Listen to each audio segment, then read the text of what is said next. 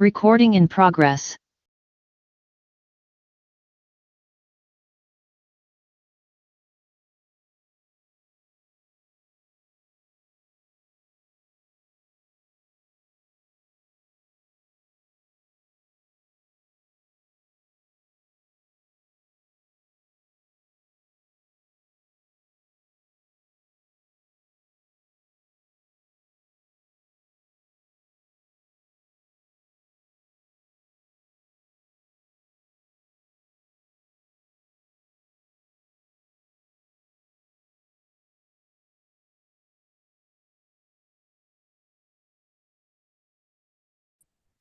Good morning, honorable members.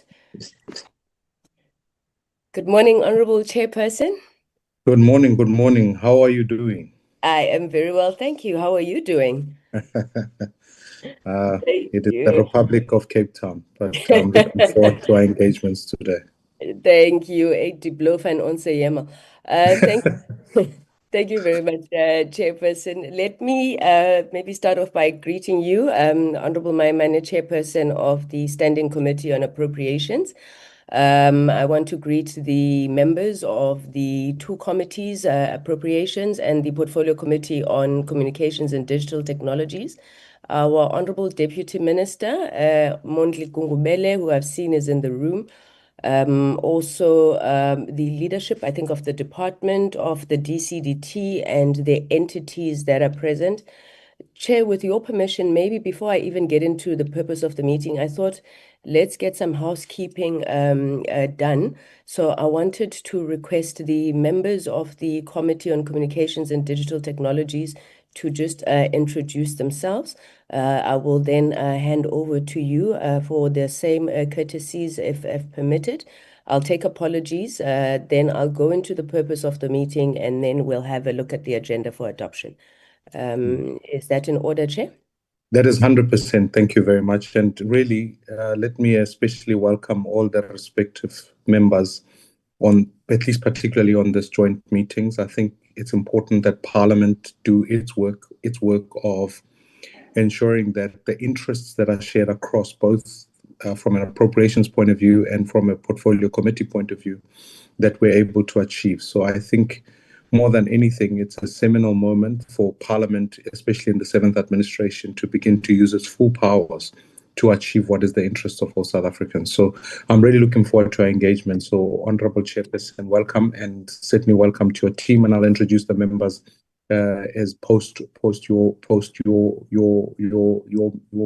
members having introduced themselves. So we'll go from there. Thank you very much, Chair.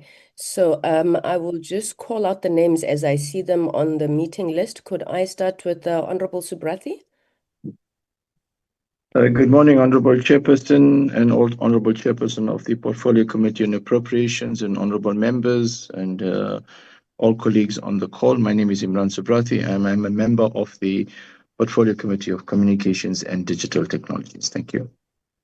Thank you very much. May I call on Honorable Bodlani?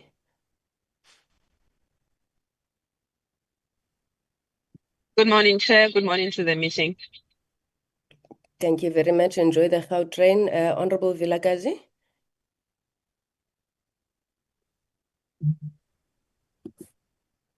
Good morning, Chair. Good morning, members. My name is Sbo Vilakazi, and it's a pleasure to meet you all.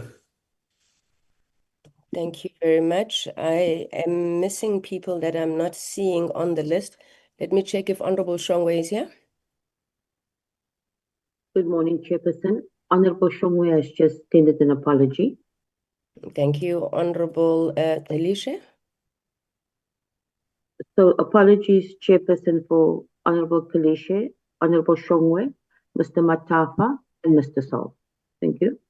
Thank you very much. Chairperson, I think that is it for now. If a member does join, I will alert you so that we can just have them in the room. Over to you, Chair. Thank you so much. Wonderful. Thank you, Honorable Chairperson. Honorable Bateman, if you can intro yourself and perhaps your political party. Good afternoon. Good morning, I should say, rather.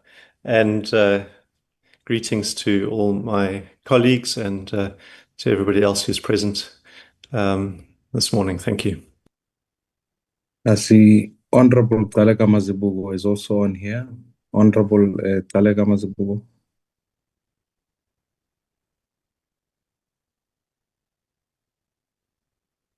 Honorable Mazibugo, yeah, there you go. Good morning, Chair, and good morning to the members. I'm Honorable Talega Mazibugo. I'm a member of Appropriations Committee. Thank you. Welcome, Honorable Waitlin. I see you are here.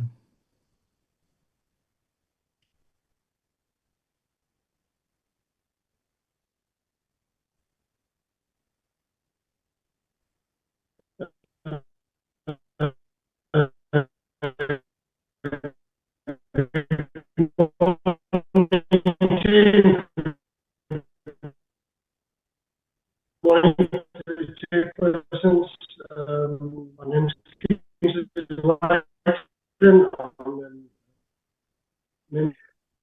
Honorable Waitlin, your signal is terrible, and that's why. The Appropriation Committee, and welcome to our meeting.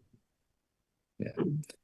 Your signal is terrible, Honorable Waitlin. So let me try again. Good morning, Chair. Can you hear me now? Much better. That's why you should come to the portfolio on digital communication. At least get some internet connectivity right. Over to you, Honorable Waitlin. Thank you, Chair. I assume that Acacia's. Thank you, Chair. Can you hear me? Yes, we can hear you. You can proceed. Good morning, Chair. Are you able to hear?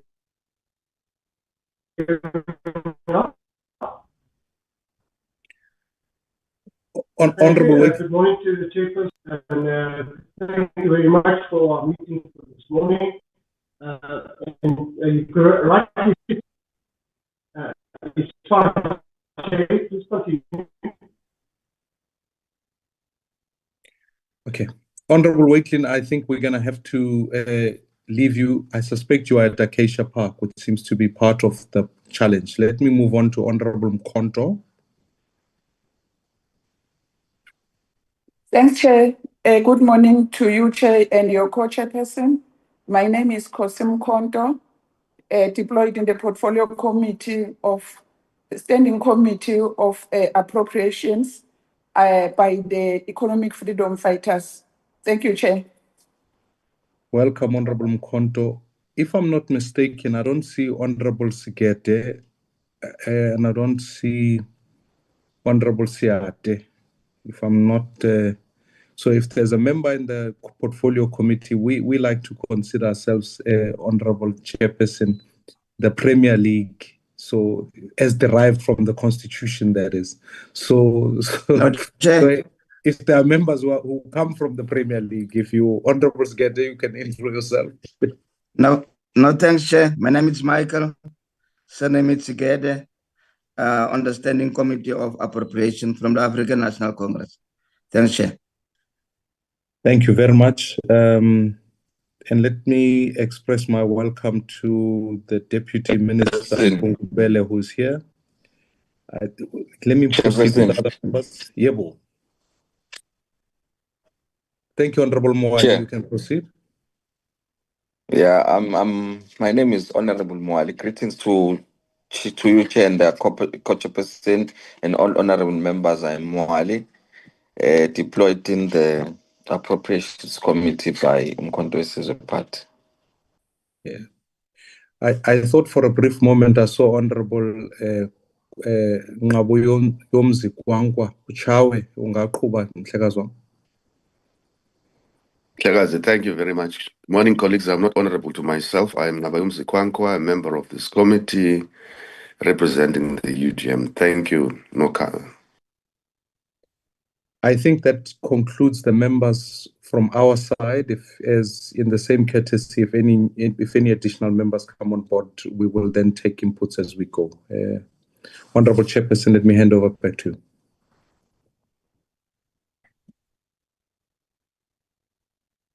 Oh, my apologies. I recognize Honorable Talega Mazibuko. I see your hand is up. Thank you very much, Chair. Chair, I'm not sure if there will be apologies. You mentioned Comrade Siate, Honorable Siate from the ANC has had an emergency. She's been called home. So I am forwarding her apology on behalf of the ANC. Thank you very much. We will, in a moment now, I'm sure once we've dealt with it, go through all the respective apologies. But Honorable Chairperson, if it's permissible, if we can then take them all now, seeing as we've begun with one. If Honorable Siate, can we note that apology? Mashile, will you be able to, if you've received any communications, other apologies, if we can recognize them now and then we can proceed at least from an appropriations point of view? Thank you, Chairperson and co-chairpersons, members on the platform and colleagues. We've received an apology from Honorable Kwankwa. He's here with us now, but to attend. Also have an apology from Honorable Gamede, who's attending the meeting on human settlements. And on record, we've got Honorable Siate, who is not with us, as we have just heard now. Thank you, Chairperson. Those apologies being noted, at least from the appropriations point of view, are they from any other political party, any other apologies you would like to put forward? Honorable Chair, let me hand back to you. I think those are the apologies from the Appropriations Committee point of view.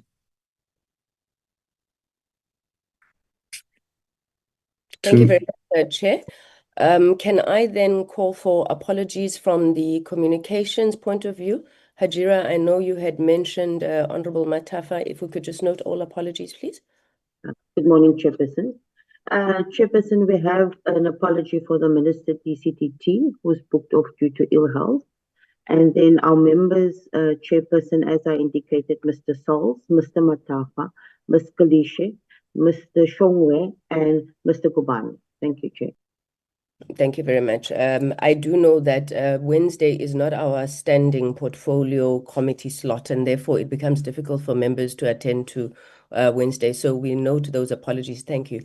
Chairperson, maybe let me get into the purpose of the meeting and to really once again appreciate the very positive response that we got from yourselves when we made a call requesting this joint sitting. The joint sitting, I think, derives from, engagements that we've been having as a committee since the start of the 7th Parliament, where just recently last week we would have recommended the approval of Budget Vote 30, which is the Department of Communications and Digital Technologies. And once again, we had to sign off all of our speeches with a line that says, we welcome the appropriation of 7.8 billion rand to the department over the medium term. However, it is not enough. Now, we recognize the fact that as appropriations, you are probably burdened with departments, entities, wanting to engage around the appropriations. And for us, coming here is not I suppose we're not coming here with the intention to speak on what we know is a very strained fiscal purse.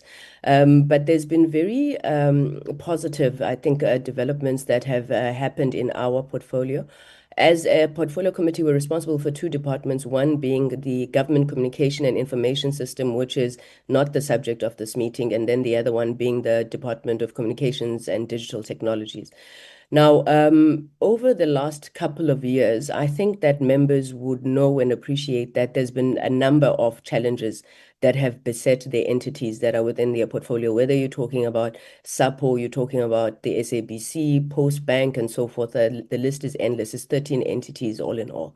But there were significant strides that were made, I think, especially in the 6th administration, where you would have seen a leadership turnaround, where you would start seeing green shoots coming through. I mean, just last year, it was the SABC got its first unqualified audit in over 10 years. And we thought it's important that we reposition and reintroduce these entities. And I think our discussion with appropriations is part of doing that. We also want to engage on what we think is probably a, let me call it a misnomer for lack of a better word, that when we speak about funding of our entities, we're speaking about bailouts. I think we do believe that part of that challenge is not understanding or not fully appreciating what it is these entities do. And you'll be shocked, well, I was shocked when I was engaging the first time with the SABC budget. I think everybody will know that over the years, there's been this constant talk about the funding of the public mandate and what that means. And there's, in our view, this perception that the SABC get billions and billions from the fiscus every year.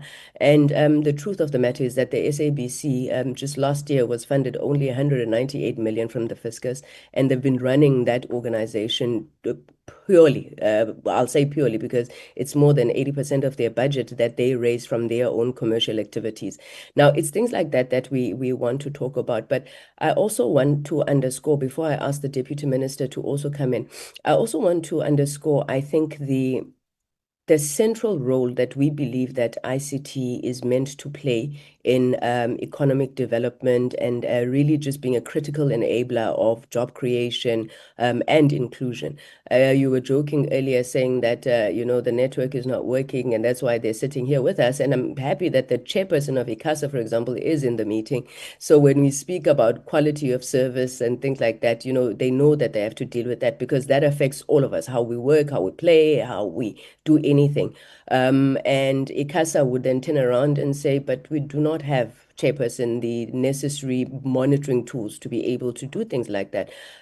We are obviously looking at how we can drive partnerships, drive collaboration, especially in entities such as the post office, which are very archaic. And I think the leadership of the post office will talk to that. But we do understand that there's a full turnaround that's needed. And without wasting any time, to say we're really just reaching across the table, putting these entities before you, if you could have a sense of what we are currently working with, that the next time, appropriations are put to you and you're engaging on things like the so-called bailouts, it's with an appreciation of some of the challenges that we are confronting.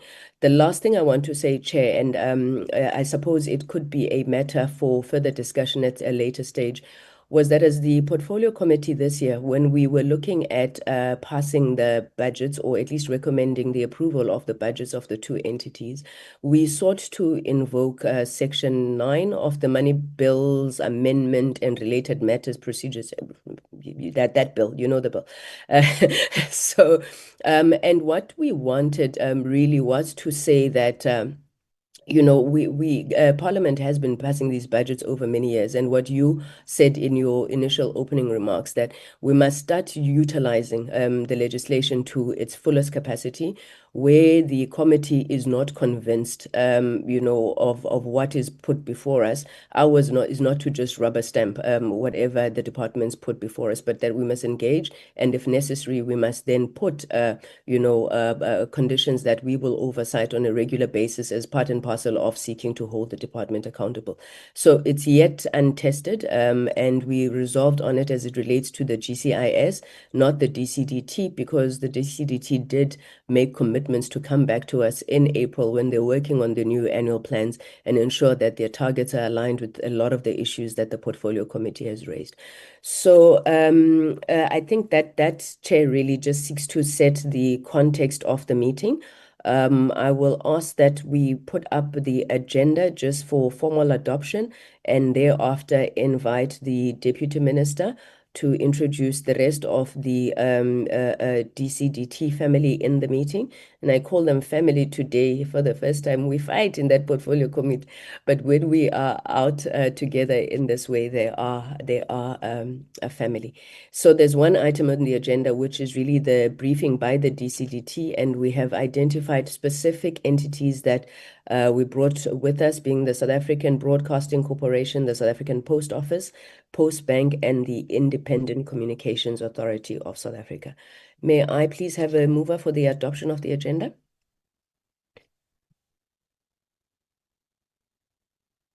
Thank you, Honorable Botlani. May I have a seconder, please? Thank you, Honorable Subrathi. The agenda is then duly adopted. Honorable Deputy Minister Mondli Gungubele, may I invite you for any opening remarks that you have before you then lead us into the presentations? Thank you, DM. Can I just, before the DM goes, just to make one comment quick, if you wouldn't mind.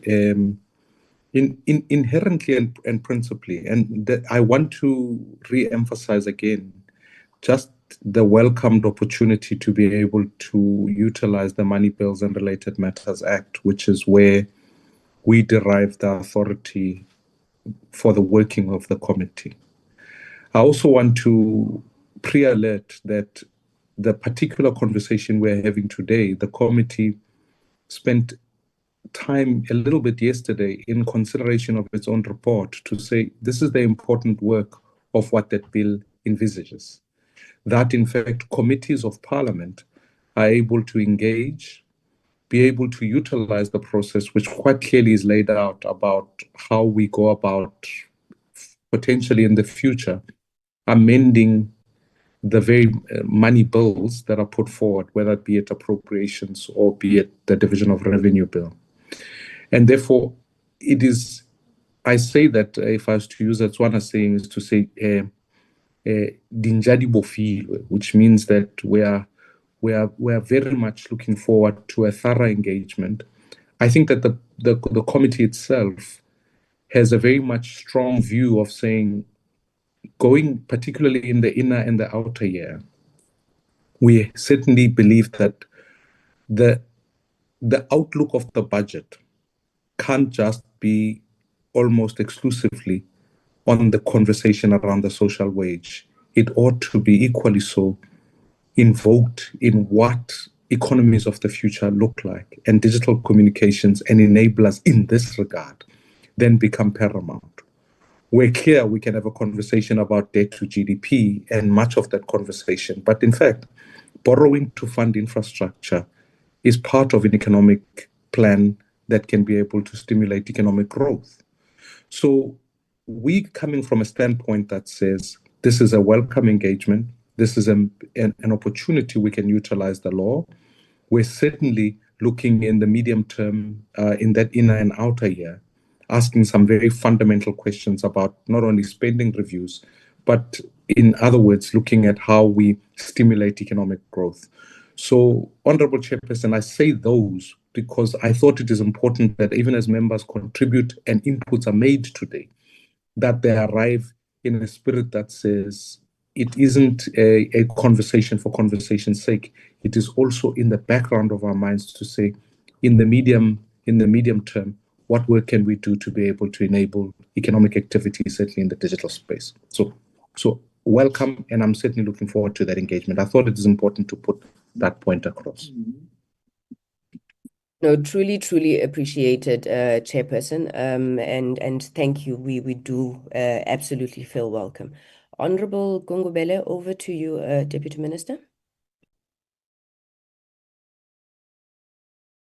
Thank you, Honorable Chair. I'm not sure if I should ask DG to introduce or should I do my opening remark?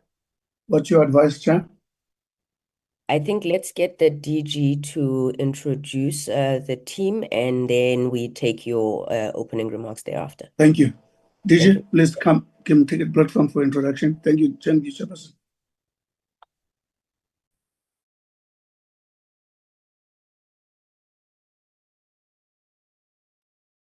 DG Non-Obela Jordan, are you in the meeting? Yes, I am. I hope you can see me now. Sorry, apologies. I was just delayed with the gadgets. Good morning, honorable members from the Portfolio Committee as well as the Appropriations Committee. My name is Nonkobela Jordan Gyani. I'm DG from the DCTD. In terms of then leading with the introductions, we've got the entities on the platform. We've got the entities from ICASA, our regulator, from USAF, the Universal Service Agency. We've also got the entities from SAPO, the SABC, as well as the Postbank. Chair, not perhaps when they are doing their presentations, They will then be introducing the members from their side. On the side of the department, we have the DDGs on the platform, DDG Mr. Sono, who's on the platform, as well as DDG Matlanga, Mrs. Matlanga, who's also on the platform, and DDG Gobeni, who's on the platform, as well as other officials from the department. Thank you very much. Thank you, DG. I hope, thank you, Chairperson of the Communication and the Chairperson of the Appropriation, Honorable Maimani, honorable members from both committees, and the entire entourage of colleagues in attendance. I hope you won't mind, Chair, if I'm out of camera for bandwidth dynamics. Thank you very much. Maybe I thought, Chair, I must express my gratitude for this opportunity to actually say a few remarks with regard to the topic at hand. If you'd allow me, Chair, to start a little bit back, to say, even before I say one or two remarks on each entity, that colleagues will remember around 2020, the Professional Commission on 4IR, having assembled aspects from all sectors, would have met and produced a report, which was referred to as 4IR strategy in South Africa. Key that came out of that report was what they defined as two main objectives for the country: competitiveness and the social well-being. Social well-being, they would have referred to the health of people, access to services, access to education, and a number of all those key elements that ensure a viable human being. On competitiveness, they would have actually ranked South Africa in a particular way, in as far as R&D is concerned, and a number of others, even education and so on. They rated us there. But they said, these are the key main objectives.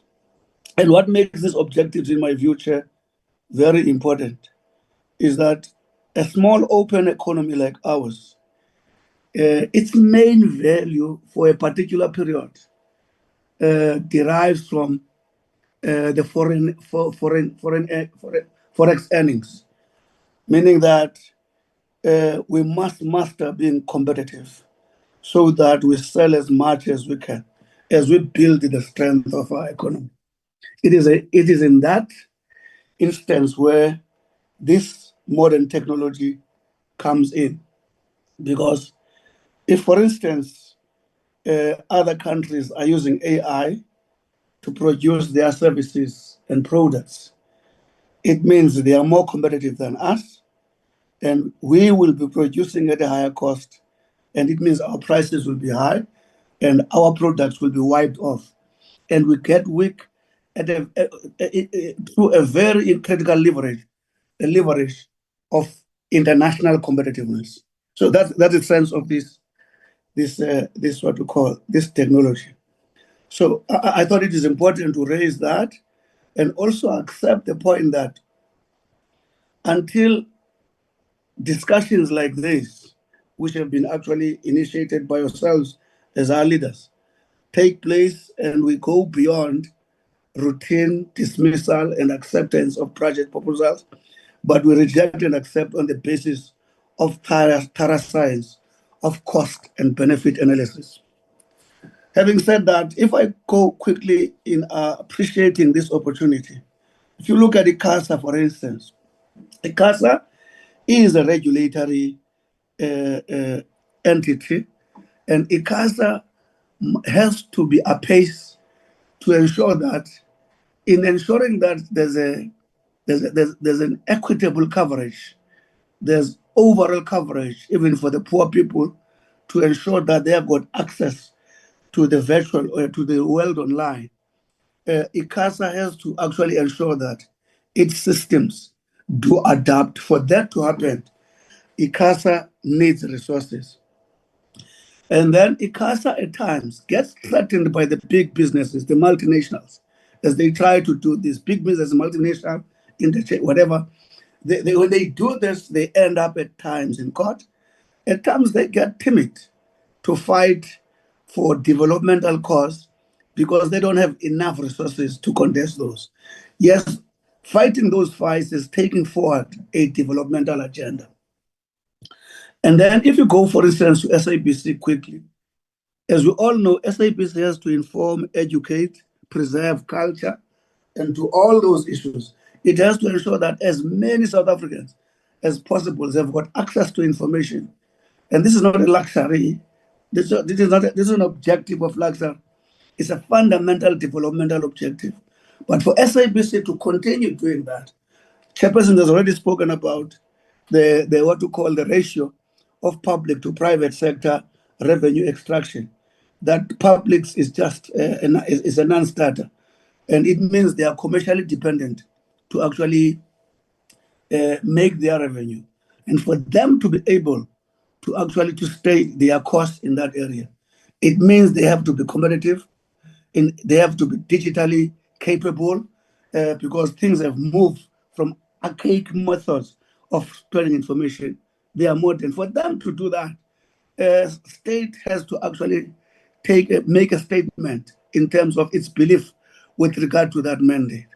And then you go to post office. Post office, quickly, we all understand that it has to, with all against all its mishaps, which has led to business rescue, and which you think now it's on course towards. We see flickering lights at the end of the tunnel. It's no longer as negative as it was.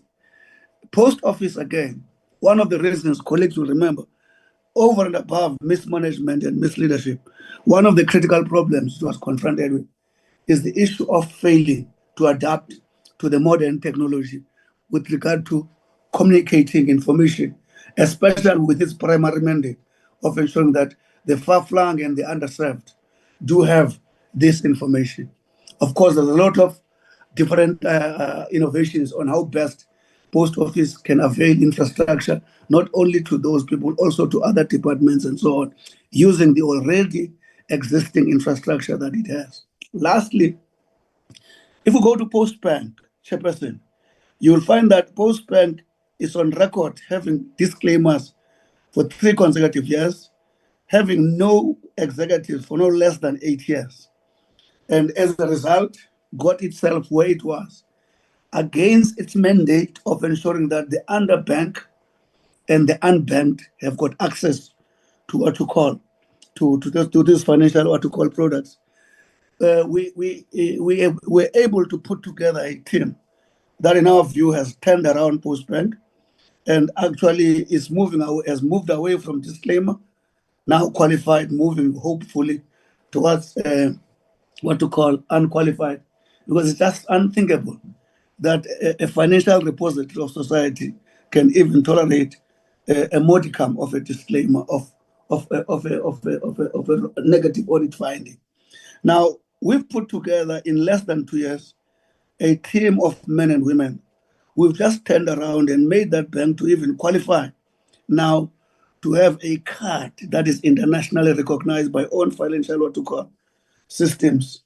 But big challenge there is what to call capital adequacy, and that ratio which they need to make sure that they are established to be able now to be a kind of business that can that can ensure that the underbanked and the unbanked have got access. SMMEs that have been excluded are able to access funding by an institution that understands the developmental mandate.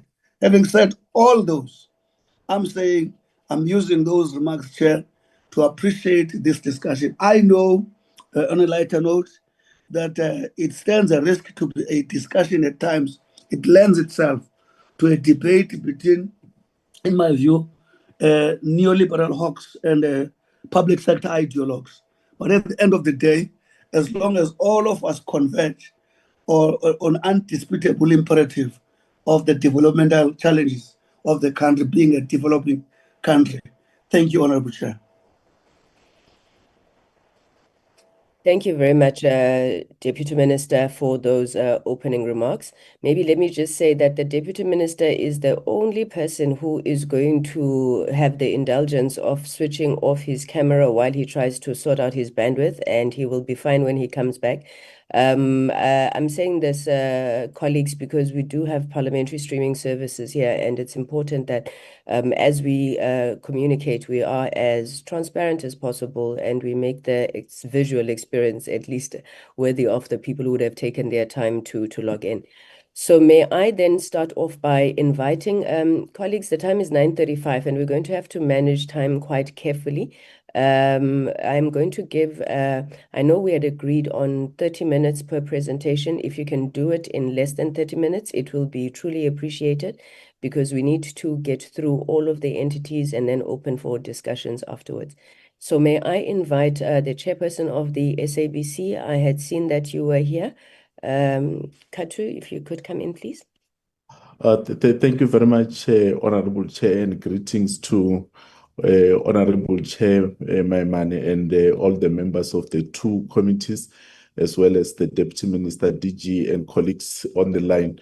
So, Chair, the CEO will take us through the detailed presentation. I think what I will attempt to do in a minute or so, in the interest of time, is to just sketch the problem statement which the CEO will unpack in detail as she take you through the presentation, and in the end present the ask or what we seek the intervention from this joint committee. And I think my introduction will largely be for the benefit of the Appropriations Committee members, as the members of the PCC would be appraised of this challenge. So the biggest issue that the SABC faces is the financial sustainability, and this is a product of the current funding model of the SABC, which is now outdated. The SABC in its heydays would have operated in a monopolistic environment where there was no competition, but the world has since changed drastically. So we have streamers, we have social media platforms, and various OTT competitors who are making it difficult for the SABC to continue to operate. What that means is that what would have been largely the revenue source of the SABC has now been split into a variety of other delivery methods and where advertisers are going.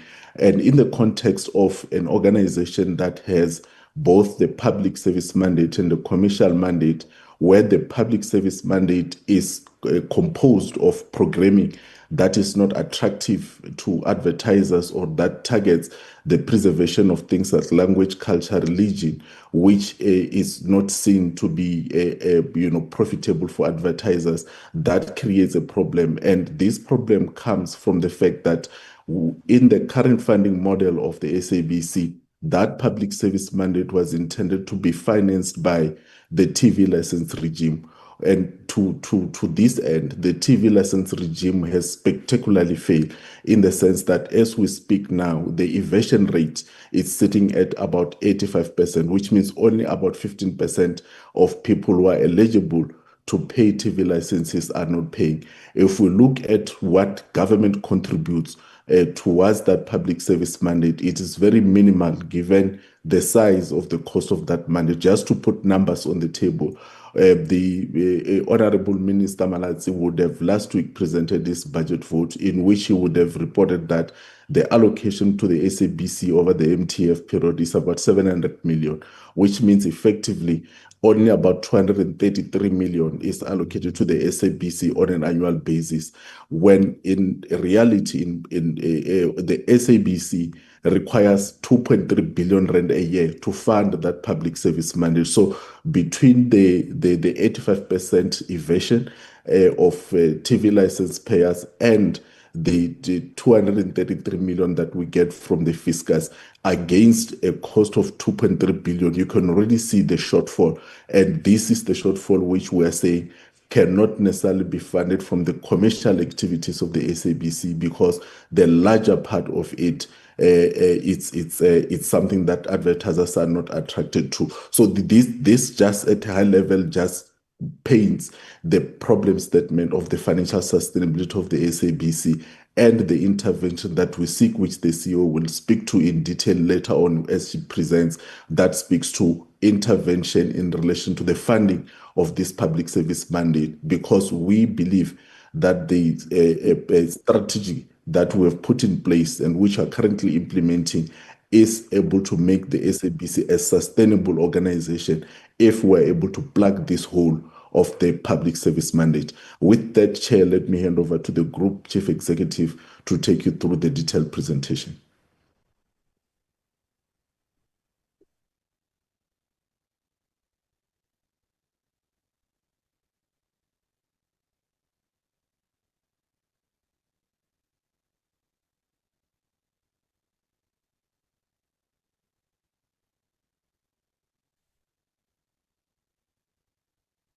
CEO, I suspect you're muted.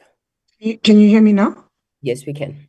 Good morning, Chair, to both chairs of the committee, and good morning to Honorable DM Mondli Gugubele, to the respective chairs of the entities, to the chair of the SABC, and to the committees here today, and to my colleagues. CEO, Chair, we please can hear you, but we can't see you. Can you see me now? Yes, thank you. Thank you. Can you see the screen that I'm sharing? Yes. Okay. Firstly, I'd like to really articulate the SABC's gratitude at being able to present to the joint sitting today, to basically go through the SABC's current, environment, but also most importantly, looking forward and looking at what could be done by the joint sitting in order to assist the SABC to meet its public mandate.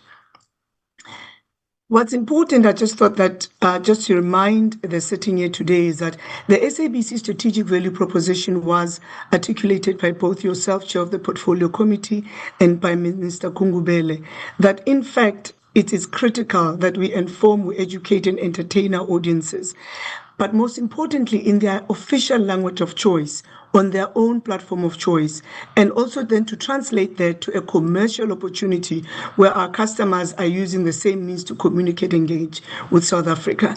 The SABC still has very much unparalleled reach when it comes to the media industry, and it's critical that when we do a competitor analysis and see and look at the role of the SABC, we realize that on any given day, the SABC is communicating with more than 26 million South Africans.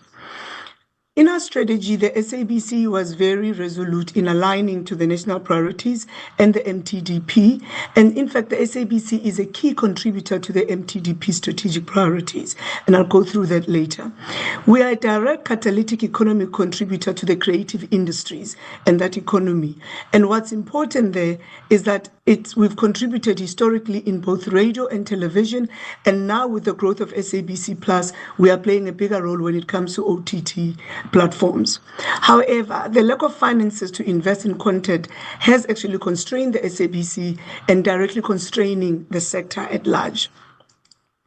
SABC's provision of free-to-air entertainment information sport is very critical to South African audiences who cannot afford streaming or subscription services, and we do that in all indigenous languages.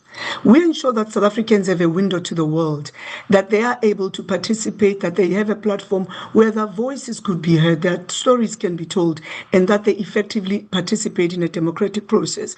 We have the local government elections taking place in December next year, and we've already started communicating our logistics with the IEC. We provide an unbiased, objective, and impartial coverage of events. And this is important. The World Economic Forum did say that the most biggest risk facing the world today is misinformation and disinformation.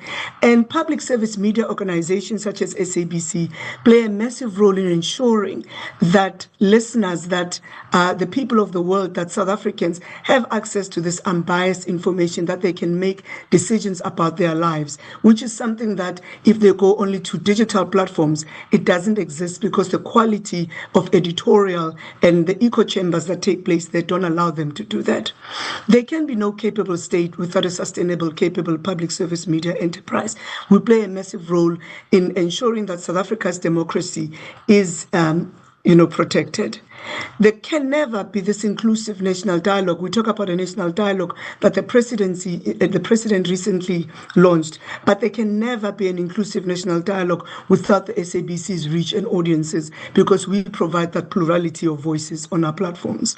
This is also the alignment of SABC to the national priorities and budget, and you do have this slide. But I think what's important is that we're saying without the SABC, the majority of South Africans will never even be able to access the budget speech and will not be able to understand the impact on those decisions onto their lives. So that is a role that we play in ensuring that South Africans are fully involved in the democratic processes of the country. From an MTDP perspective, with its 3 strategic priorities of inclusive growth and job creation, of reduction of poverty, of building a capable and ethical and development state, the SABC directly contributes to that. If we look at the creative economy, it's a source of quality jobs and media content that showcases South Africa's cultural identity, which is very important. We also play a very important role as the SABC in public diplomacy for South Africa, because we take South African stories all over the world. And I think what's important is that it is indistinguishable from the digital economy, the creative economy, because content creation is democratized and moves from corporations to individuals. And that's a role that we play very well. We are South Africa's free-to-air broadcaster, and we provide a vital source of news, of education and entertainment to South Africans who don't necessarily afford to pay to access such important information. We are the face of the capable state, as we are a trusted, we are a respected source of credible news and information. If something is breaking on social media, South Africans will go on SABC to see whether it is true. And that's very important in combating what I spoke to earlier about the biggest risk facing the world. We provide a vital public service in all indigenous languages, because we play a very important role of shaping the cultural and language preservation of South Africa. Our mandate is very clear. We have both the public and, the public mandate programming has the public mandate, which is we call PBS, and the commercial mandate. And obviously these are enshrined in the Broadcasting Act of 1999, which is also a challenge because the Broadcasting Act is archaic in a world that has faced so much disruption. And that also we are guided by the ICASA regulations and license conditions in terms of our ability to broadcast. I will come later to the issues of the mandate costs. And what's important with us is that we have to adhere to public mandate programming, which as SABC we keep on asking for regulatory parity, because what you see is that from a public mandate perspective, the demands on the SABC are not the same as the demands on subscription fee service providers or even the other free-to-air broadcaster in the country. Ours are very stringent and require that we deliver accordingly. The reality is that our burning platform, there's a significant risk of black on air. We have articulated previously in terms of the legacy debt from Centec, but we are now at a point where Centec has indicated that they will begin switching off transmitters due to unpaid debt. There is no funding for South Africa for the SABC's public interest mandate, something that we have been discussing previously. The business model that is currently trading under is no longer fit for purpose. License fee collection compliance, as the chair said, continues to decline. And what's interesting about that, even with the collection of whatever little that we are getting, we're paying a 40% cost of collection because the majority of that revenue comes from debt collectors. And this is not viable going forward. There's tectonic shifts in our marketplace, especially when it comes to advertising revenue, whereby now the digital media that is controlled by global tech giants is competing very successfully for the share of the advertising revenue pie. The withdrawal of the SABC bill has put us in a very tenuous position because it means that we don't currently have a sustainable financial model that is going to take us out of this existential threat that we are facing. We currently have no access to capital or working capital. The SABC, an institution of our size with more than 5 billion in terms of revenue, we actually don't even have an overdraft because we're seen as another SOC whereby our bankers feel that we do not deserve access to the overdraft because they are very much risk averse when it comes to us. We also don't have loan guarantees, despite our sound governance of an unqualified audit in more than 10 years, and having no loan guarantees or access to capital actually constrains access to capital markets. So we're really struggling and we are very constrained in terms of execution of our strategy. There's no funding for investment in content and no funding for investment in new digital platforms. And also there's an unrealistic reliance on commercial revenue, which really, if you look at the world where public media largely exists, all of public media is largely funded by government. For SABC to exist in South Africa, which is a development state, it's quite a big risk for us to have such a large dependency on commercial activities because at some point we can only make commercial decisions. And at some point, the public interest mandate is going to be compromised. The well-funded compelling content is very critical. We call this the virtuous cycle. But I think what's important is that our inability to invest ahead of the curve with compelling content really relegates us back to a vicious cycle whereby we are unable to get the audiences in order to sell to advertisers because that is really our reliance at the moment. We really rely on advertisers to come through and pay for our audiences in order for the SABC to deliver to the public. We continue to leverage strategic partnerships in order to lower our content acquisition costs, but it's not enough for what we need to do. And therefore, it's leading to a loss of competitiveness, whereby we are losing audiences, we are losing advertisers to other players. The key risks are very clear. I've spoken about the Centec issue. The reality is, what's important is that if the SABC is to compromise on public broadcasting, it is really a constitutional violation of the public's right to access information. And that is very important. It's a threat to public participation. And therefore, the importance of that SABC bill to ensure that we've got transformed and enforceable funding mechanism going forward. I'm not going to go through all of these because I talk to them a bit later.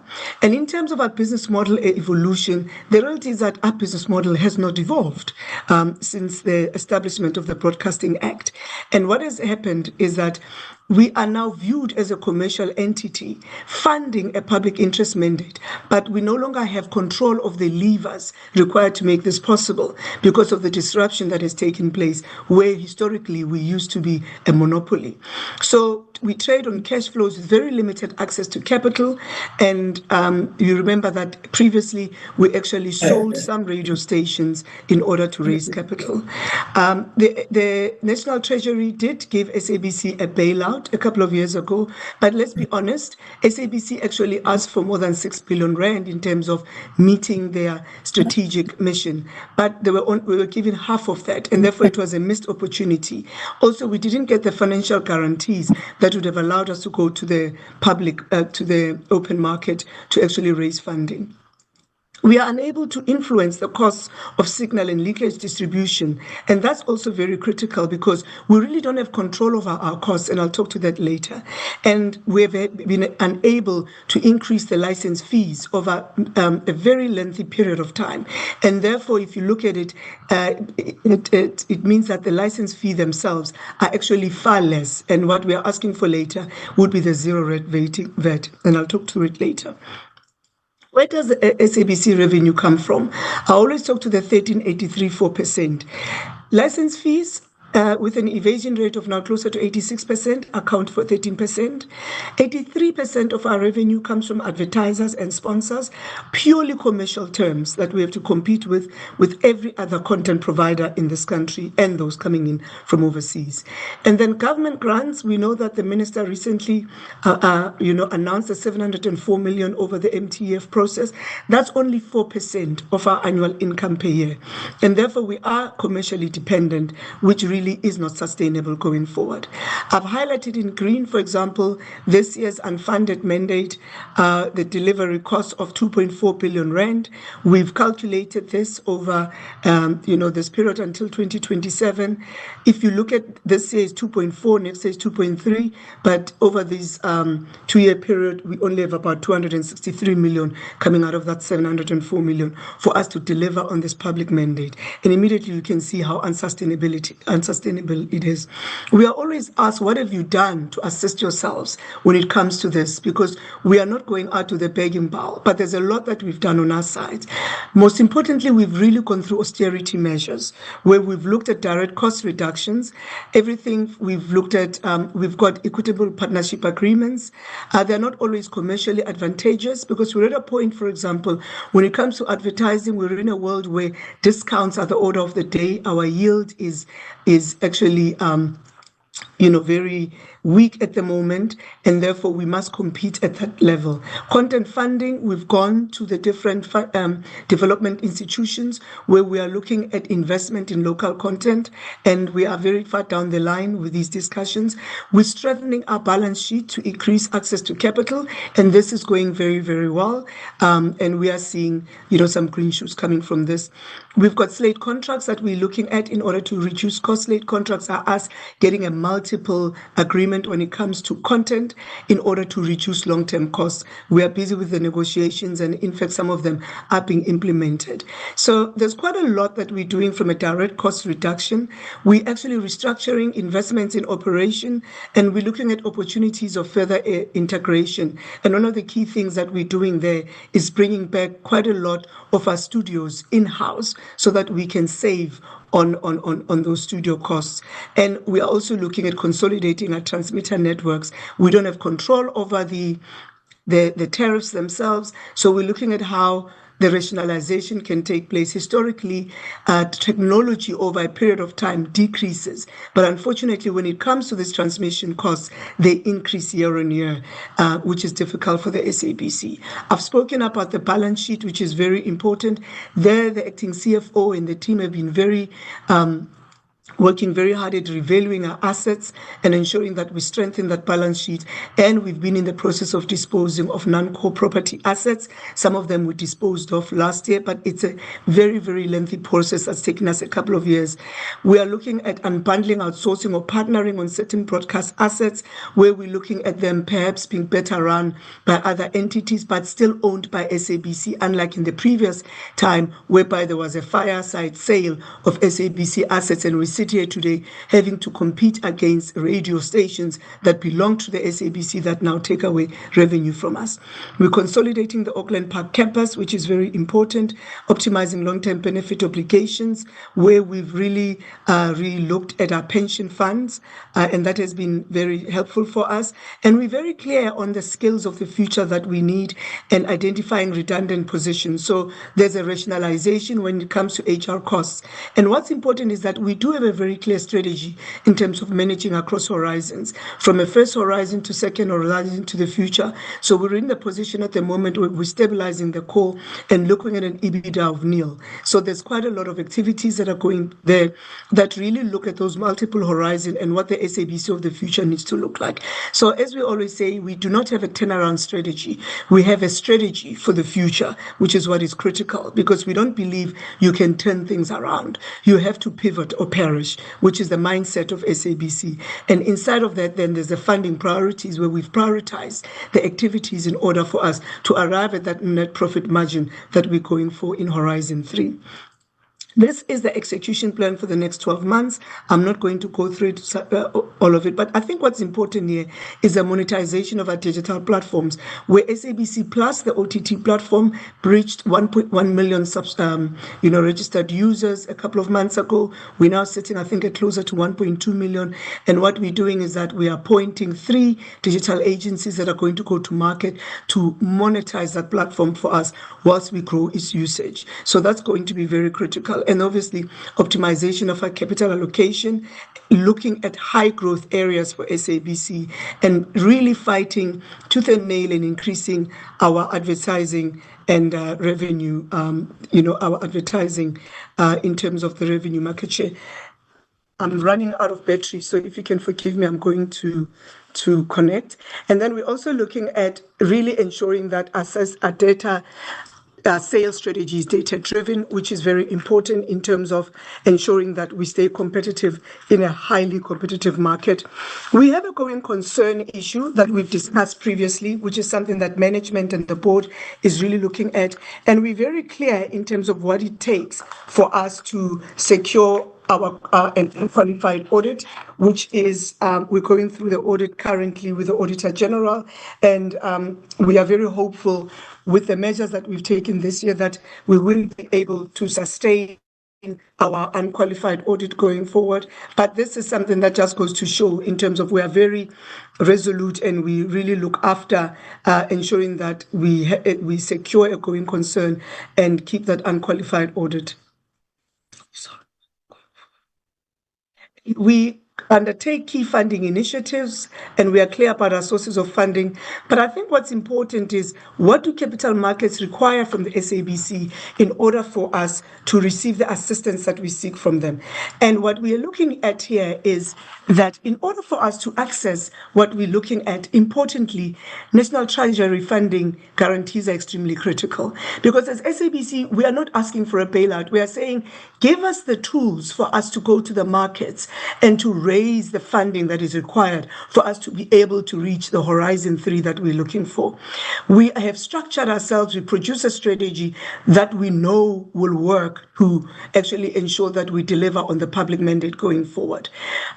We've looked at key funding initiatives that we've put together, but what's important is that the capital markets require solvency, which speaks to what I was talking about earlier in terms of the going concern. It requires a guarantor, and those are the guarantees that we're asking for from Treasury.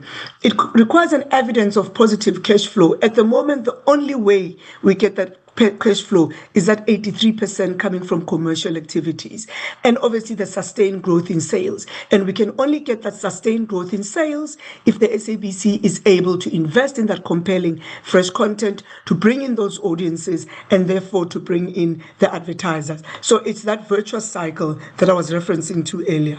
So you can see that everything is symbiotic, and the key funding initiatives, we are very far down the line on them. We are utilizing them in terms of content partnership and really going to the capital markets and raising funding for the SABC. We've got discussions going with data financing and other short-term cash flow funding.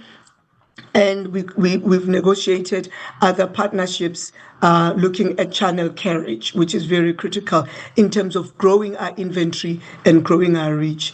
License fees, I'm not going to go through this, but I think what's interesting here is that the last high level of license fee payments in the last couple of years, if you look at in 2018, we're at a 70% evasion rate, which now sits closer to 86%. So what we are saying here is that an alternative mechanism has to be found, because licensing fees are not a key to sustainable public financing. It's not something that's going to work. So if you look at the costs in terms of the collections you're looking at here, you still have to look at that cost of collection, which is sitting at 40%. So what is our ask of the joint setting? These are the 6 asks, but I'll go through them in better detail going forward. I still have 10 more minutes to go. What's important is the interim funding of the mandated public content. We're very clear in terms of serving of the 12 languages and the themes for a development state, which are very, very critical. And this funding is very important in order for us to be able to deliver on the public broadcast mandate. We've actually broken it down by year and by amounts, and looking at the hours that are required for each of the public programming that covers edutainment, children's content, and regional stories. This is very critical, especially to the chairs. On a weekly basis, the SABC will get questions from Parliament asking, why aren't you covering small political parties in the Northern Cape? Why aren't you covering? The reality is that this coverage costs money. for us to have teams on the ground to deliver in all these languages, to cover, to effectively ensure that South Africans are participating in democratic processes. It's a cost that is currently solely borne by the SABC with monies that we derive from commercial activities. So immediately it's not sustainable. So for that alone, for the next 3-year cycle, we are asking for 1.4 billion rand to be able to deliver on this public programming that is very critical. This just unpacks in terms of what that looks like from a public value return perspective, from an economic return perspective, and the safeguards that will be put into place where the SABC to be granted that budget that we're asking for public service programming, and where it aligns strategically to South Africa's NDP and all the other policies that are enshrined from a South African perspective. And the second one, our ask, is our application that we've put forward to USASA for funding of the signal distribution budget. We are asking for a partial subsidization of Centec's analog signal distribution costs, because we believe that both entities share common mandate around universal access, and therefore, based on that, we should be able to get some relief from USASA for that partial subsidization that is very important, that is very critical. We have approached USASA. They've looked at our request as favorable, but however, it requires the minister's intervention as the owner of the ECA to actually get that approval and to enable the subsidization of that. SABC's costs are basically 80% of them are fixed costs. That is the cost of its employee costs, it's the cost of content, and it's the cost of signal and distribution. That is literally 80% of our costs. If on a good month we get 350 million rand of revenue, and I'm talking just commercial activities, 200 million rand of that goes to employee costs. And I'm always asked, why don't you reduce that to employees? 500 of those employees sit in the newsroom in order to be able to cover 19 radio stations, 5 TV channels, and cover 12 languages in South Africa, and ensure that South Africans are informed and educated. So immediately when you look at those costs, that's where that cost of the public mandate comes in. There's only so much that the commercial income can do. And then the next cost is the third highest cost, the Centec cost. We must remember that originally Centec used to be a division within the SABC. It was carved out because it was felt that Centec, by carving it out, it would be able to offer its services to a much more wider array of customers. It has done that in terms of bringing on board community media, etc. But the reality is that despite that, 80% of Centec's income still comes from SABC, which means that, in fact, the model never changed. SABC still sustains Centec. But the reality is that the basis of SABC's income, which is TV license revenue, has not been sustainable. It's currently not available to the SABC, but the SABC must still incur the costs whose basis are television license revenue income. So there's an anomaly in the manner in which this is structured, and hence the SABC cannot genuinely sustain this public mandate based on the current revenue model that we have. And therefore, we are asking for assistance when it comes to this third highest cost of the SABC, that the shareholder should consider taking over the legacy Centec debt that is owned, because SABC is not in a situation to pay off this legacy debt of more than 1 billion rand as we sit here. And that currently we are actually operating without a signed master transmission agreement with Centec, because we just don't have the financial capacity for the increased costs, because again, year on year it's increased, because that would be seen as reckless trading on our side, and it's contrary to commercial legislation. We also require an urgent capitalization of the SABC.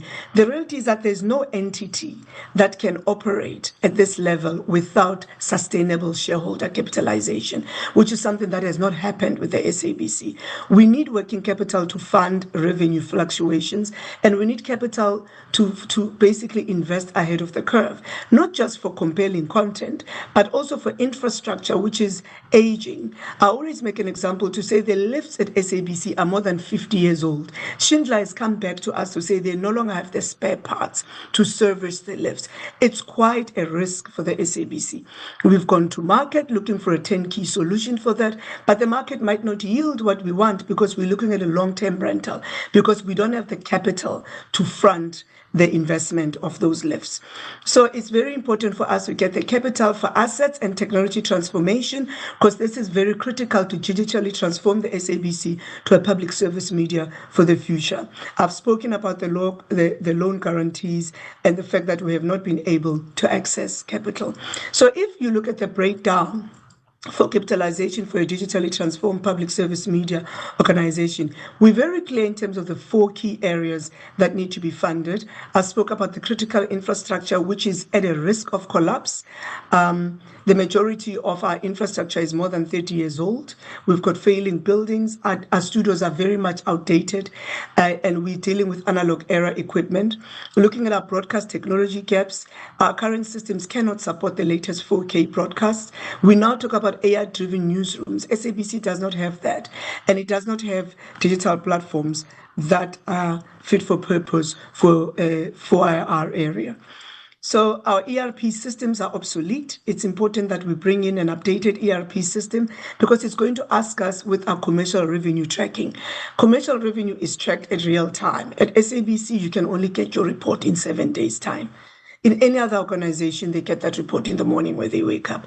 And therefore, it means that we are always on the back foot in terms of performance and mitigating against performance. And then obviously the public mandate capability in terms of an undercapacitated newsroom, and we are unable to meet the national development information demands. On the right, I've got basically the investment areas and the amount that we are looking at in terms of that investment, which is 3.15 billion rand. That's everything from the infrastructure to the studio equipment. And I think what's important there is also to enable us. It's not just we've got a proper strategy that goes behind this recapitalization plan that looks at what does SABC look like if it's to compete for the future. I sit on the global task team for public service media with the CEOs of BBC, etc. If we look at the language that they are talking and the language that us as SABC are speaking, we are 15 years behind in terms of the performance of other global, of broadcasters globally. And the danger we have is that the likes of the BBC, because of their ambitions, global ambitions, at some point, South Africans will have a bigger dependency on foreign broadcasters informing and educating our own population because we are unable to do it, because we are at a risk of collapse. I spoke about the SABC bill, which is very critical, that we are really asking for that sustainable, relevant model. As you wrap up, thank you. Yes, I've got 10 more seconds. This is my second last slide. And we are also asking for the 0 rating of VAT. This is important because we realize that we will never get an increase on the license fees. But if it is 0 rated, it gives the SABC short-term benefit from a liquidity perspective. And then obviously this one is the mechanism to leverage, and I've spoken to this prior. But this is the way forward, but it's captured in the last couple of slides that I've spoken to. So from our side, this is just you've seen this before, both sides, but this is basically the initiatives that are critical to making us sustainable that have been captured in the summarized presentation. Over to you, Chair. I'm proud to say I'm actually 30 minutes, 39 seconds. So I'm 39 seconds over. Thank you very much, CEO. Ongoing work getting you to keep to time, but thank you so much. We do appreciate that presentation. With your permission, co-chair, I'm going to ask the post office. I'm not sure who's leading the post office team, whether it is the business rescue practitioners. Thank you, Chair. Can I get a sense from the post office? Thank you, Chair. Good morning, honorable members of the Portfolio Committee on Communications and Digital Technologies. Good morning to the chair of the Standing Committee on Appropriations and its members, its honorable members. And then good morning to the DM and to the DG that's on this call from DCTD. Chair, my name is Juanito Dammers. I know there are many people that have heard presentations from me before in the past with regard to SAPO. We've decided that we will, just for the purposes of the Standing Committee on Appropriations, just to do a high-level presentation on where we are with the business rescue process.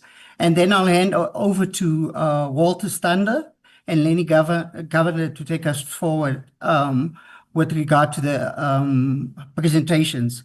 Chair, there's just two things. I'm one of the two appointed business rescue practitioners. Anush Rupal is the other joint practitioner. He's not available. He did apologize. And I just want to apologize once again on his behalf. Our interim acting group CEO is also abroad, so she couldn't join us today. But we have a full team that's on the call today, representing both SAPO and representing the business rescue practitioners. So, Chair, just to get into the presentation, I'm just going to give a quick overview for the period July 2023 to date. We all know about the provisional liquidation of SAPO. SAPO was in provisional liquidation from the 9th of February 2023 to the 9th of July 2023.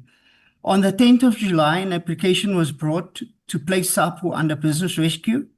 The application was successful and it led to the appointment of Anush Rupal and myself as joint business rescue practitioners.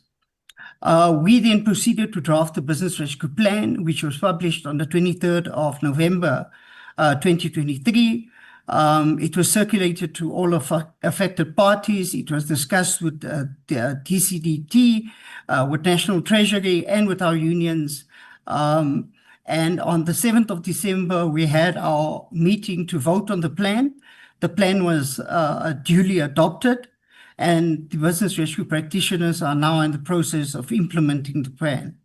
Part of implementation of the plan was to embark on a branch rationalization process and to reduce the number of post office branches to 657 branches.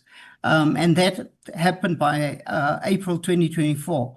Just important, and Walter will talk to this later, 258 of these branches are USO branches. We then started in January with our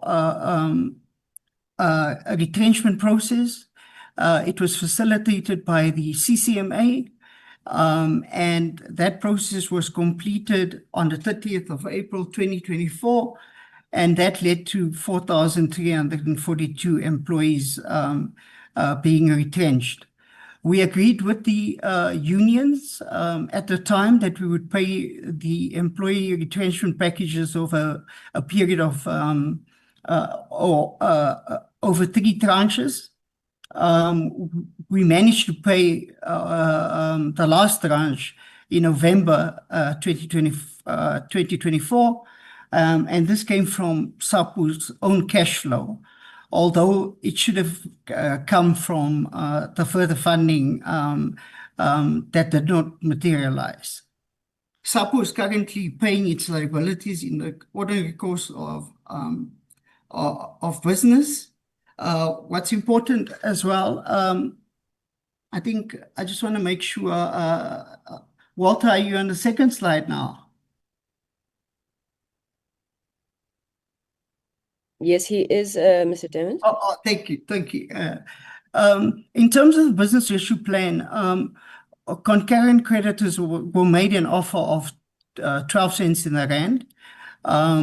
we did ask BDO to do an independent liquidation calculation for us to determine, are we giving creditors a better result than they would get in a liquidation scenario. The liquidation dividend would have been 4 cents in the rand. We offered 12 cents, and the creditors agreed to accept the 12 cents in the rand. This led to us paying creditors over a period until about March 2024 an amount of 1 billion rand. And an additional top-up dividend of 18 cents, totaling 509 million, was offered to statutory and payroll creditors. This is SARS, the Post Office Retirement Fund, and Medipos. But this 18 cents dividend is still dependent on further funding, which we don't have at this point in time. Most importantly, an amount of 7.4 billion for the creditors' debt was written back to the income statement, resulting in the strengthening of the balance sheet of SAPO and leading to a positive net asset value of 1 billion rand as at 31st March 2025. I'm also happy to report that our TERS application was successful. On the 20th of November, we applied. The process was finalized in April 2025, and a total amount of 381 million was recommended for SAPO for a period of 6 months, and this is to augment our salary bill on a monthly basis. We've also implemented austerity measures because of the second tranche of funding that we did not receive. SAPO is currently paying its liabilities in the ordinary course of business. SAPO also has sufficient working capital until 31st December 2025. However, SAPO will require financial assistance for working capital from January 2026, and obviously it requires money to upgrade its failing infrastructure. On that note, Chair, thank you, and I'm handing over to Walter Stander. Thank you very much.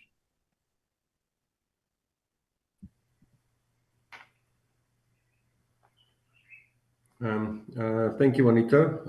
Honorable Chair and honorable members, thank you so much for this opportunity to share with this forum our interpretation of our sustainable business model.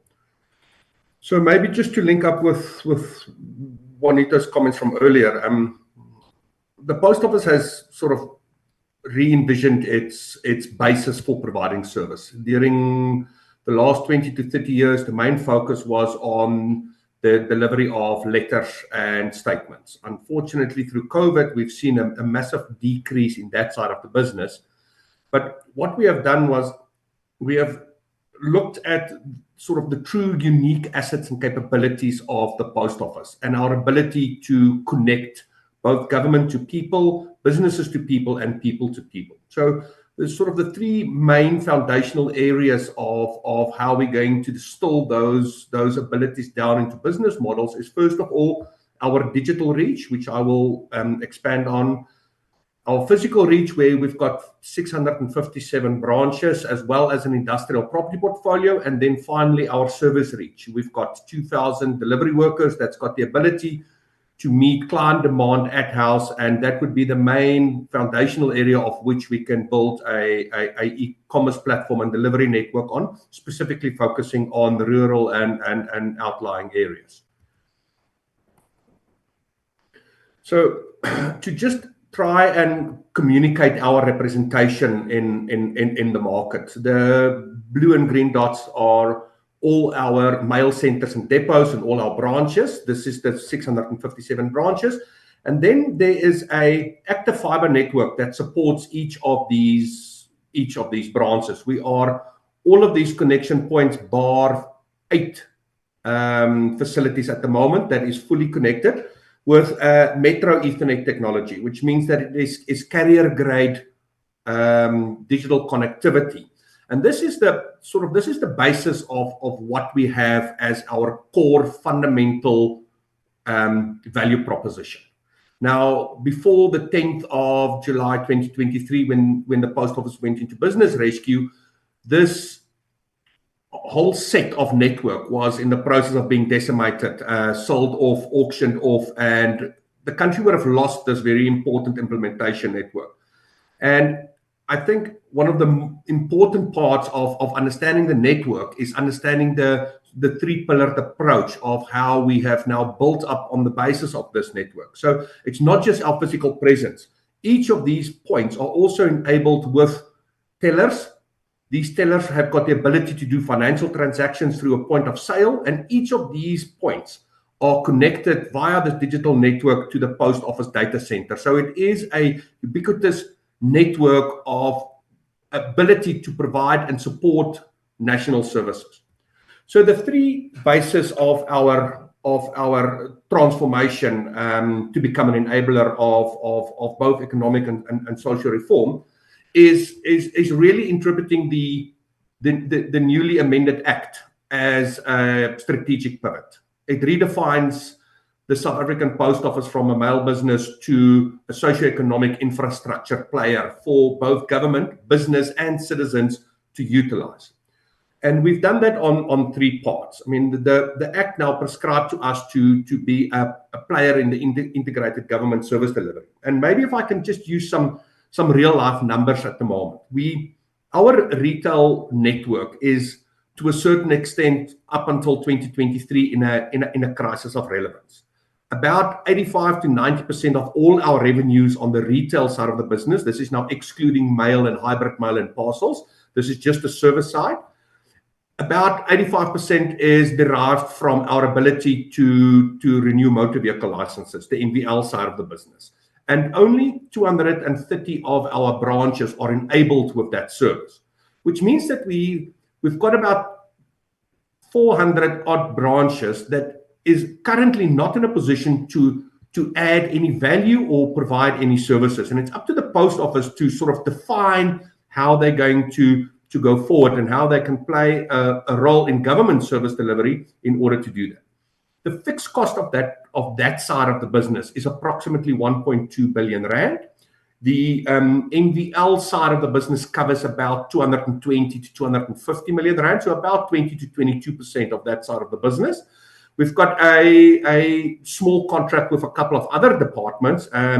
For instance, the Department of Fisheries, where we can issue fishing licenses. We've got the ability to do tokens and transport tokens for the Department of Transport in the Eastern Cape.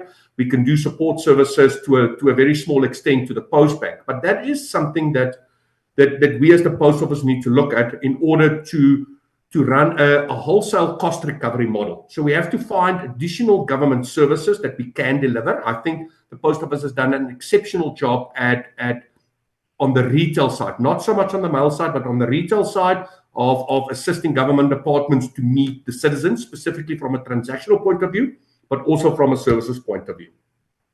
The second part of the sustainable focus is to pivot from a mail delivery business into an e-commerce and logistics business.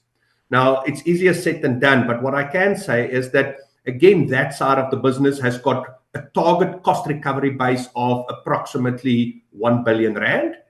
But the amount of sort of unique capabilities and competitive advantages that we do have is sort of distinguish ourselves from all of the key corporate players in the market. We know that the corporate players are battling to deliver sort of rural and sort of peri-urban areas at the moment, and they sort of built a business model where it's more of a collect in metro areas and house delivery in the metro areas. But what we have at the moment is a strong contingent of physical mail delivery. So about 700 million rand a year of revenue that we can derive from mail delivery on a cost base of about 1.1 or call it 1 billion rand, which means that we are on that side of the business about 300 million short. We've done detailed feasibility studies, and we've even rolled it as far out as a proof of concept, where we have measured our efficiency with motorcycles out of Tshwane, Silverton, and to a certain extent in KwaZulu-Natal. so that we understand the right mode and delivery mechanism for our delivery workers. And there we believe that just on the concepts and the results of those concepts that we've done in Tshwane, that is about a 250 to 280% increase in efficiency from moving from walking or bicycles to motorcycles. And that will allow us as the post office to build an e-commerce delivery platform based on our mail revenue, that all our points of presence, all our industrial property portfolio are fully paid for and belongs to the post office. We've got a fully costed delivery network of postmen and postwomen, as well as all of the sort of understanding of the walks and the national address database itself, which means that it would be a travesty of justice for us to not capitalize on this enormous footprint of doing handover deliveries in the rural network, especially since our availability is about 4.5 to 5 hours per postman, taking the motorcycle business model into account. And that allows us to, on a fully costed basis, start looking at our e-commerce delivery in the rural areas. And the final position, sort of the final pillar of our sustainability, is to look at digital services. Now, unfortunately, our digital inclusivity in the country is not such that we can just start rolling out services. So we have to find a responsibility for ourselves as the post office to play a role in supporting our sister businesses in the department, but also to have an honest look at what we have. And as per the previous map, the digital network that runs into the post office is not just a GPON network. It is a Metro Ethernet technology-based network, which means it's carrier grade, terminating into every post office. And the post office also have a ECS and ECNS license. So we can start playing a role of monetizing this very expensive network. At the moment, we pay about 220 million rand a year to have this network, and we only use it internally as an information carrier. We have not yet... My apologies. I'm so sorry to interrupt you. Are your slides moving? Because we've been stuck on one slide since. Thank you. Honourable Chair, yes, I'm going to move now once I've done with the digital inclusion side. Thank you. Okay. So we do, as a post office, then have to look at the earnings potential and the monetization of this network. At the moment, we've got this carrier grade fiber moving into all of these small towns. We've got the hardware systems in place, and it's now up to us as the post office to finalize and develop the last mile solution in order to create a more digitally inclusive environment based on our network in order for us to start supplying digital services. Honourable Chair, is the slides now moving? Yes, sir. Okay, thank you. Thank you. So just the interpretation of our responsibility then, and that is sort of the importance of logistics and e-commerce and the role that we can play, especially with regards to supporting SMMEs and informal traders. Our digital hubs in providing both digital connectivity and skills for businesses and communities, to be the primary physical access point for government services based on this vast network, to actually migrate our digital services in more sophisticated and complicated service like authentication authority for the trust center and being the custodian of the national address system in order to understand where and how that business model can then support both our social responsibility as well as our commercial endeavors. So to touch on where we are at the moment, it's common cause that there's been years and years of neglected maintenance at the post office, and it's difficult to distill a sustainable model without looking and being brutally honest about where we are as a business at the moment. We are in desperate need of having to renew our infrastructure. This far-reaching network is still running on a Windows XP environment, which is at the moment running obsolete equipment, and we cannot roll out the necessary cybersecurity mechanisms on the network. Our sort of physical property network needs a vast amount of investment in order to get them to a point that we have created a sufficient foundational structure to build on our social mandate. So to just touch on that, like looking backward a little bit before we start looking forward, and I will take this as read, so I understand that we've got some time constraints and I need to get to the crux of this matter. But in the 3.8 that we use, it is about R500 million that needs to go to the final statutory obligations, and this is an important payment. This is effectively to pay the last bit of debt out of the post office in order to create a completely debt-free infrastructure environment available for the post office. And then there's about historical underinvestment of 2.3 billion with 1 billion of operational continuity. And this will sort of just bring the post office back to where it is at the moment to start building service blocks on top of the business. In terms of our sustainability model, and we have we've shared with the department a 90-page document, a white paper on the minute detail of exactly how we believe our original USO, which is now the social mandate subsidy, needs to be calculated and the role it can play. But maybe to just touch very lightly on it, is that sort of internationally recommended by regulators use the net avoided cost approach. And that is sort of the cost that the approach that we put forward in terms of measuring the true cost of SAPO providing non-commercial, socially mandated services, and the exact mechanism of how we can build a mechanism to accurately track and measure the responsibility on the social side versus our ability to generate revenue on the commercial side. So to look at where we are in terms of the roadmap, we are like common cause again that we were the traditional operator without any clear focus on digital services, and we've like underinvested in our ability to support government. The business rescue then came about, and sort of the end of the business rescue, as I understand, is imminent in the next few weeks, which case the post office will be handed back to the department and its board.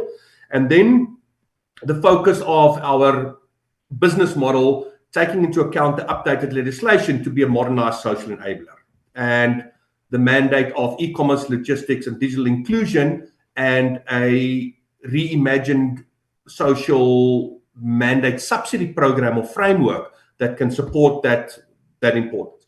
To possibly touch on this a little bit more, in the traditional operator days, we had about 90% of our responsibility that was commercial and about 10% that was more sort of social in terms of that, and that was easily sort of covered by the USO grant.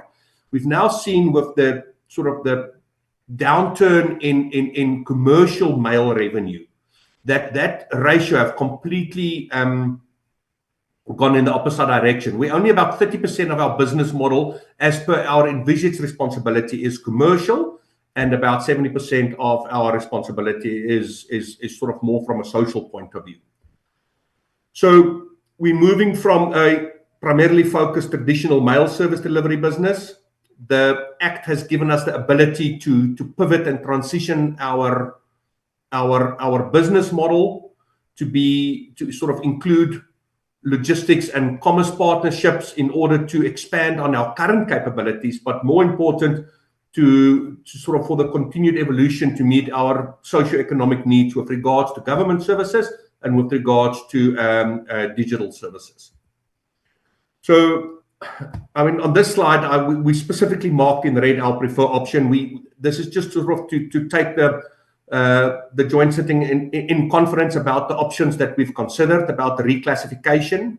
Now that the post office has got far more social responsibility than commercial responsibility, but we believe that the best method to move forward is to look at a modernized funding method of social mandate subsidy that is measurable and that can replace the obsolete US funding model. So we've done a little bit of additional write-up on the reclassification, which I'm going to skip over as it's not the preferred requirement. And then we just sort of going to look at the social mandate subsidy. So from the old cost drivers, it was about maintaining physical branches in low density areas and finding logistical solutions for our letter mail into far-flung areas. Now, that business model is in effect obsolete, and we have to look at a completely new way of how we provide our social mandate services and what could possibly assist in funding that. And the new cost drivers would be maintaining our digital platform, which is our data center, all of our cybersecurity software, and our digital ID. It is a renewed logistics network with the focus on monetizing our warehouse solutions in supporting SMMEs, as well as automated sorting with track and trace technology, and our data infrastructure, which is our geospatial data and database architecture, verification for the national database, and all sort of the newer order data center requirements, taking into account the legislation for safeguarding of personal information. We've gone to the effort of understanding our client base. We've split that up into 5 main areas. We've got the rooted realist, city seekers, safely suburban, metro, and cosmopolitan. And this is important because across the LSM, we have to be able to supply commercial services to higher level LSM clients in order to subsidize our pure social mandate for the lowest LSM categories. So in terms of understanding what service we need to provide to which sort of contingent of the economy, and how to derive commercial value out of those. So firstly, in terms of our basic need, which is close to half of the population, it's the primary access point for government services and the guarantor of the universal service obligation. That is in order for everyone to have access to basic services through government, as well as be able to receive a letter at their residence. Then sort of more enabled services, which is the support for SMME and e-commerce services and providing of affordable and accessible logistics for the middle class. And then we must also ensure that we don't walk away from the highly profitable business units, which is sort of a more sophisticated services, like our trust center for digital identities, as well as value-added logistics, sending Christmas cards all over the world, etc. So for a simple example, our e-commerce and logistics for SMMEs, what we're trying to do in terms of our business model is to identify those important services that a single service can both have a social impact as well as commercial potential. So in terms of SMMEs, we know that the social impact is that the cost of space to operate, as per all the research that has been done, is one of the main reasons why it becomes expensive for SMMEs to operate. We can assist with that. We can assist with warehousing and inventory management. We can assist with packing, last mile delivery. All of those issues are services. And once you've done that, it allows those businesses to tap into growing e-commerce market. And from there on, we can distill commercial revenue potential out of the same service delivery that's also got a social impact. So across our 3 core positions about e-commerce and logistics, digital hubs and government agency, this is the same sort of trend that we look at. We can support SMMEs and rural economic inclusion, yet on the same time that service can generate revenue from high growth parcel market and delivery of those parcel markets on behalf of the commercial entities into rural areas to generate revenue. On the digital hubs, we can bridge the digital divide and improve access to online services. But on the other side, we can drive foot traffic and fees for value-added business services in order to derive revenue. And finally, enhances citizens to access essential public services and reduce travel costs. And against that, from a commercial point of view, stable revenue from service fees similar to what the post office are deriving at the moment from the Department of Transport with regards to being an implementation extension for the motor vehicle license renewals. So looking at our... You are wrapping up now, Mr. Stander. You're already way over time. Oh, all right. Apologies, Chair. I will be another minute or two. So our operational sweet spot is the area where we can both yield a high social mandate, high impact, as well as commercial potential, and that is in the services as mentioned. And then I will skip past this slide. This is the quantification. I did mention that it's depending on time availability. And then maybe towards the way forward, our call to action is SAPO's commitment is to diligently implement the turnaround plan that we've identified and to drive efficiency in terms of our service delivery, to create a completely transparent and accountable methodology and architecture for all allocated funds, be it turnaround monies or social subsidy, and to build a strong commercial capability to maximize our revenue in order to minimize any social assistance.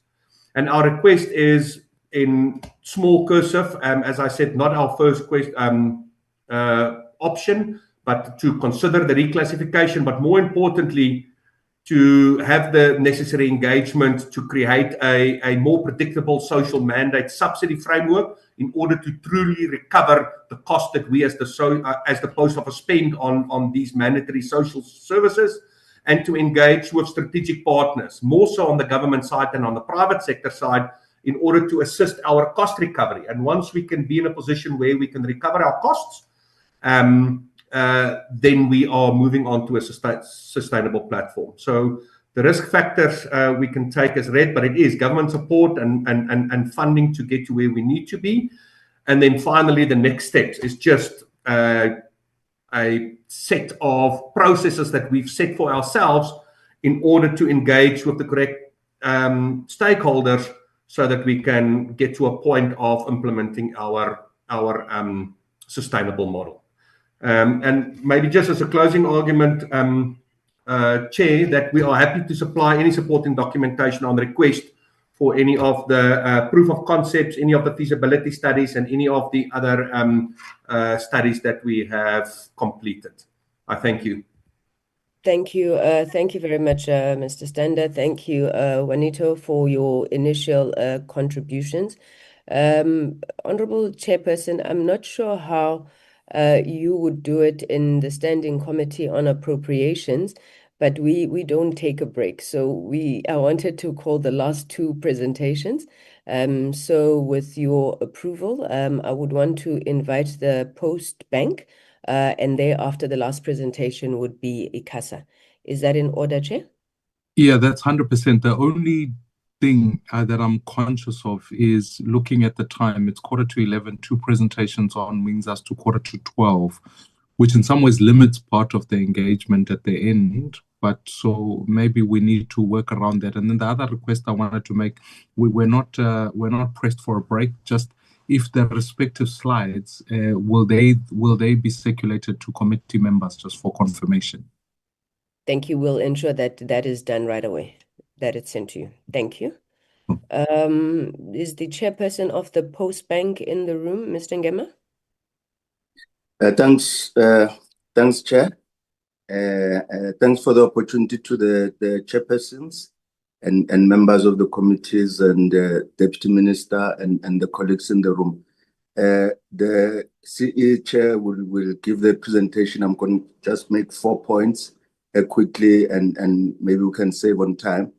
One is that we want to make the point that Postbank is fundamentally a viable business with serious growth potential if properly handled and with smart investment. So that's the first point I'm making.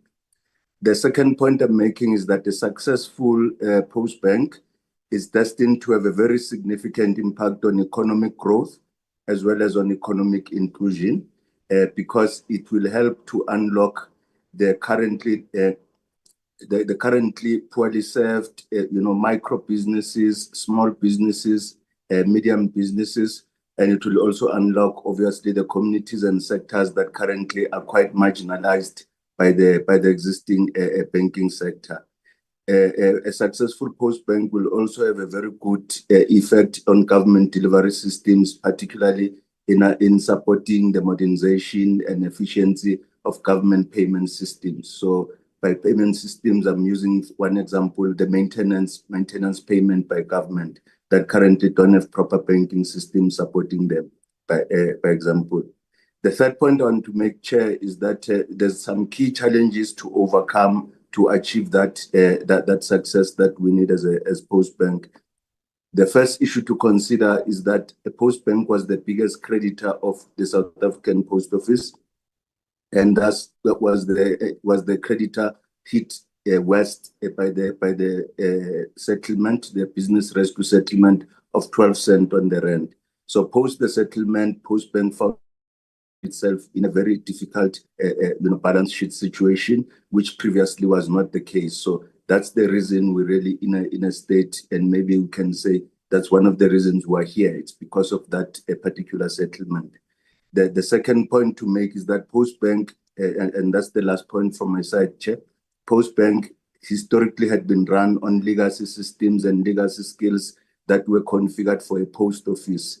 And one of the things that then needed to happen once we had the leadership in place was to invest in building the core banking systems of Postbank, as well as the core banking skills. We've done a fair job of that, Chairperson, in that we now provide a reliable service. I think by and large, everyone knows we reliably pay grants and all of that. However, if we want to really be full participants and become a fully fledged, commercial retail bank that provides the service I spoke to above, we need to have best-in-class systems that are comparable to the peer banks. So some smart investment in making sure that we modernize are going to be quite critical for us to achieve that which we need to achieve. I'm going to stop there, Chair, and invite the CE to come in and give our presentation. Thanks. Good morning, chairs of the Portfolio Committee. Good morning to the honourable members of both committees, and good morning to the honourable Deputy Minister and the department DDG and DGs, and also to my colleagues on the call. Again, I absolutely share the sentiment that has been shared by everyone, that we absolutely appreciate the opportunity given today to come to this forum and share where we're at and why we believe we are worth investing in. Absolutely not asking for a bailout, Chair. My name is Nikki Mbengashe, the CEO of Postbank. I do have on the call our CFO, our strategy business, and our commercial team. They've joined me just in case there are other questions that are asked. Chair, I've timed myself for 25 minutes. I'm kind of hoping it will be less. But my presentation today is really going to deal with 5 items. I think one, we do need to deal with the issue, the question that's always asked, is there a business case for another bank in South Africa? Is there a business case for a state bank? And I think we just need to get that out of the way. And I think the second part of it will talk to why should anyone even invest in Postbank. Like we said, we're not asking for a bailout. We truly believe that we are an entity that's worth investing in. And also the argument to the other side is that there's a reason why government should invest in itself, because all of this goes back to the fiscus.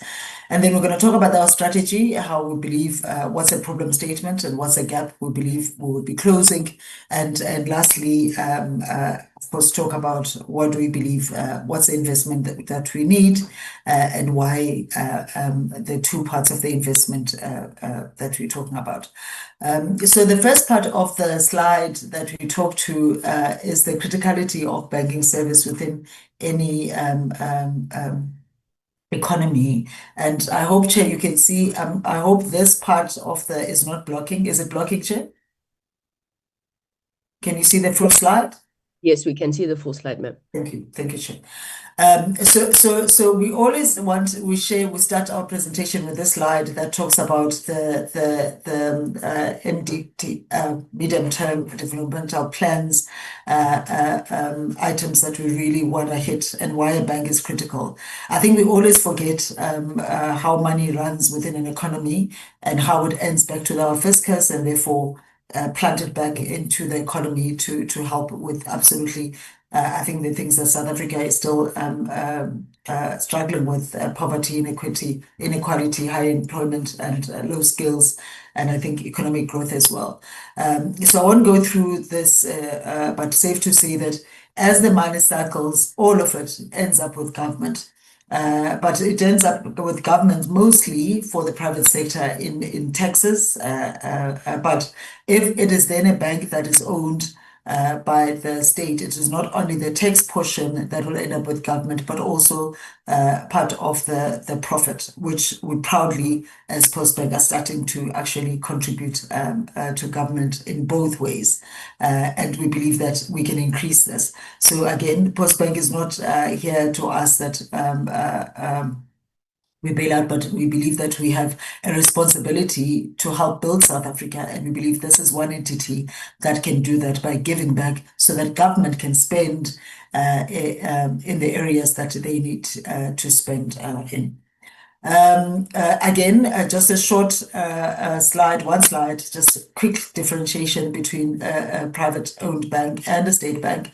And again, the argument we've never said, our argument anyway, is that we do not believe it's either or. We believe every economy needs both, but the focus is absolutely different. Absolutely, a state bank will always have a public service-oriented mandate, whereas a commercial bank is privately owned, and therefore profit will be the primary goal, and it will focus only in those areas where they believe they will absolutely earn the most optimal profit, and their strategy will be structured in a manner where they optimize profit.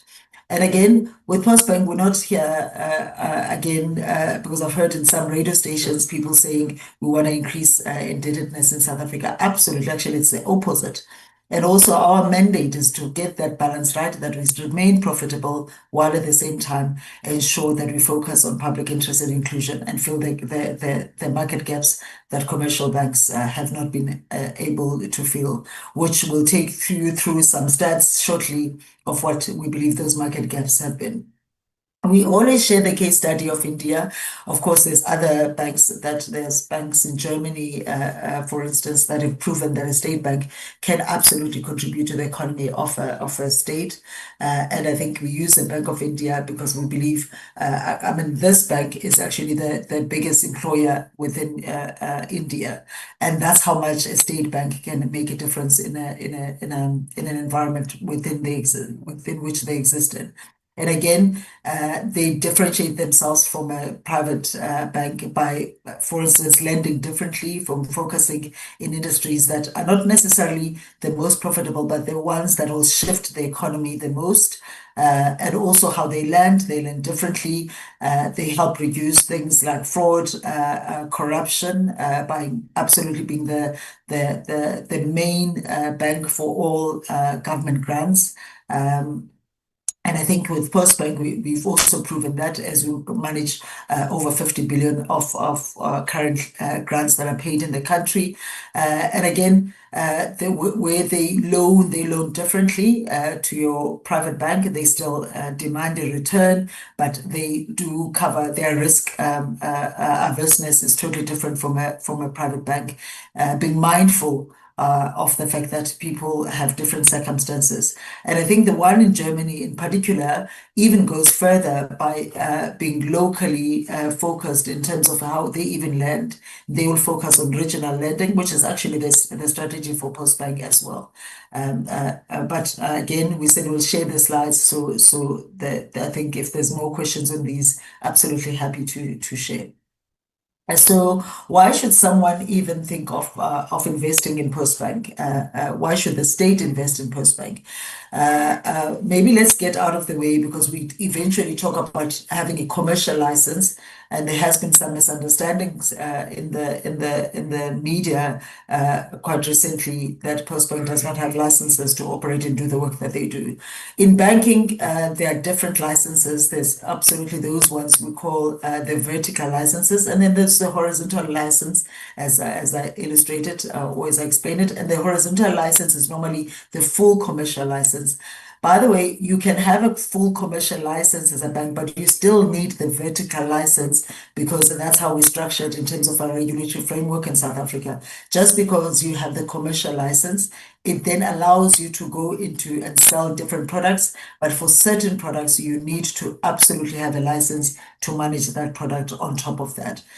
For instance, I'll make an example. The license that we have now to produce cards, which is the designated payment system participant license, which means we can operate within the payment system in South Africa.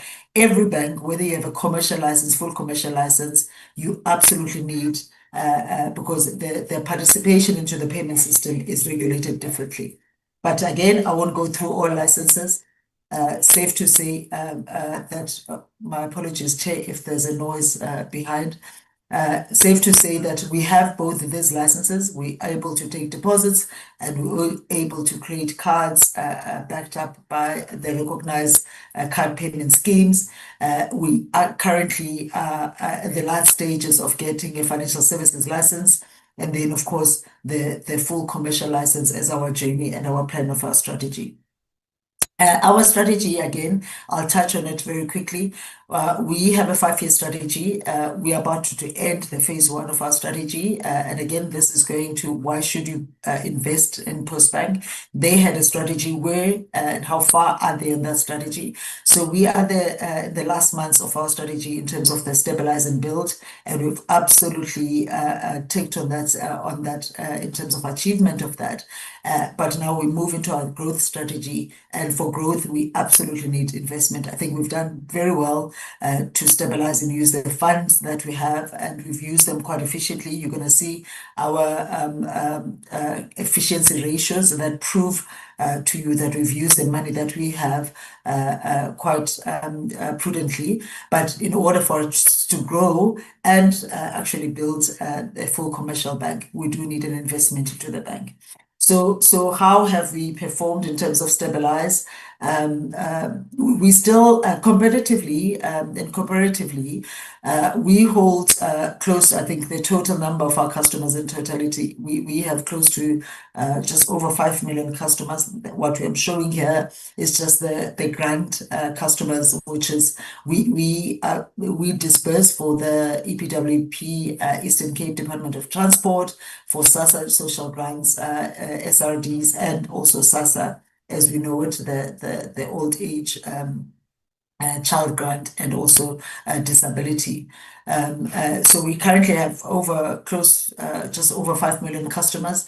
By the way, one of the big banks, I won't name the bank, has about 7 million customers. So we're not far away from what you call a full commercial bank. The only difference, that bank actually extracts even more, and again, proving how a state bank and a commercial bank operate. They extract more profit out of the almost similar number of customers as ours, and their numbers look differently because, again, they structure differently. They credit extend differently because their mandate is different, is to be profit led rather than ours to get the balance between the profit led and the socially being led.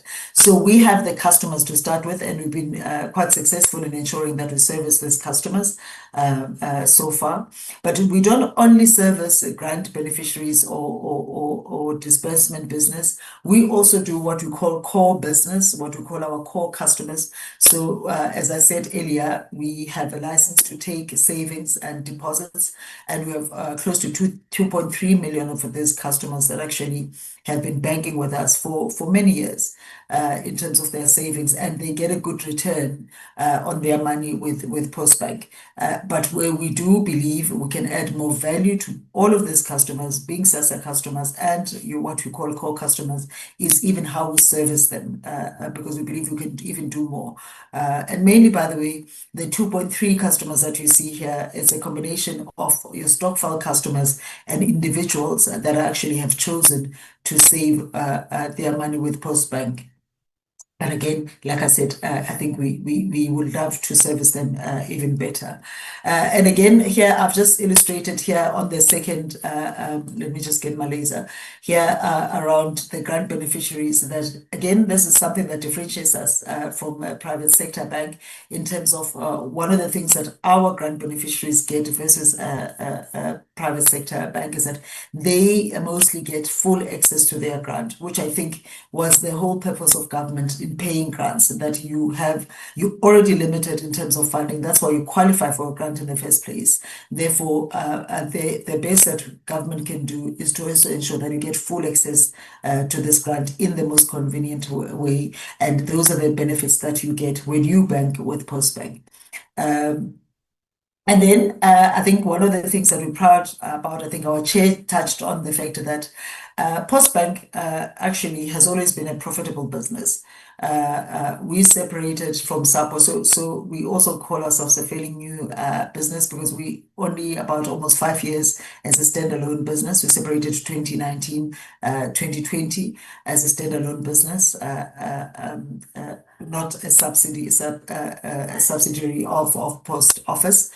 And the past years we've been loss making, but that was mainly because of the exposure that we have, 4.2 billion exposure that we unfortunately, I think we all know the circumstances that unfortunately SAPO found themselves under, and therefore we lost that 4.2 billion. By the way, had we not lost that 4.2 billion, we would not be here today because we had more than enough to build the bank and to fulfill our regulatory requirements. But unfortunately, we only got 12 cents to the rand of that 4.2 billion because of the fact that SAPO has gone through rescue, business rescue. But proud of the fact that we are on our turnaround strategy in terms of the first phase of our strategy. We last year started to give back to the fiscus. Our net profit was 76 million that we're giving back to the fiscus. And again, this is now besides even the tax that we've given back to the fiscus as the benefit of a state-owned entity versus a privately owned entity is able to give back. And this is not even talking about the employment. Postbank currently employs close to over 250 people within their staff. So we also provide those. And again, we talk about our ability. We absolutely believe in the business case in the future of Postbank in terms of the strong ability to grow. Like I said, we have, and also the benefit to the customer, but the growth ability in the conversations that we've already been having in the last 18 months with different state entities where we can provide the service of banking in a more efficient manner that benefits both government in terms of auditability, a reduction of fraud, a reduction of corruption, but also servicing the customer even more beneficial manner. And we talk of exactly what we've done for the Department of Transport in the Eastern Cape and the SASSA customers. What we provided for them, we've actually included them financially into the financial inclusion, because most of them do not even have a card, but also the convenience in terms of how we do that business with them, and also ensuring that they get the money, it remains with the right person, because we do biometrics, ensuring that whatever grant lands with the right person that it deserves to. And again, our balance sheet, we currently manage over 10 billion, and the return on this 10 billion, we've been able to invest it, and we're getting close to 7 to 8% yield on it.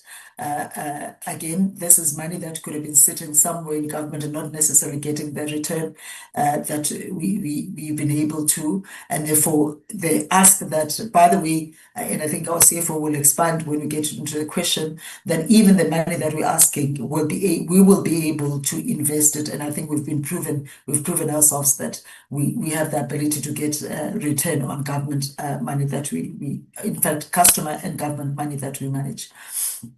Efficiencies in terms of our ratios, because it's all good to show your income statement and the balance sheet, but I think ratios really speak to the truth of how you're running your business. I think one we're proud of is that our liquidity, we 160% requirement will be about 100%.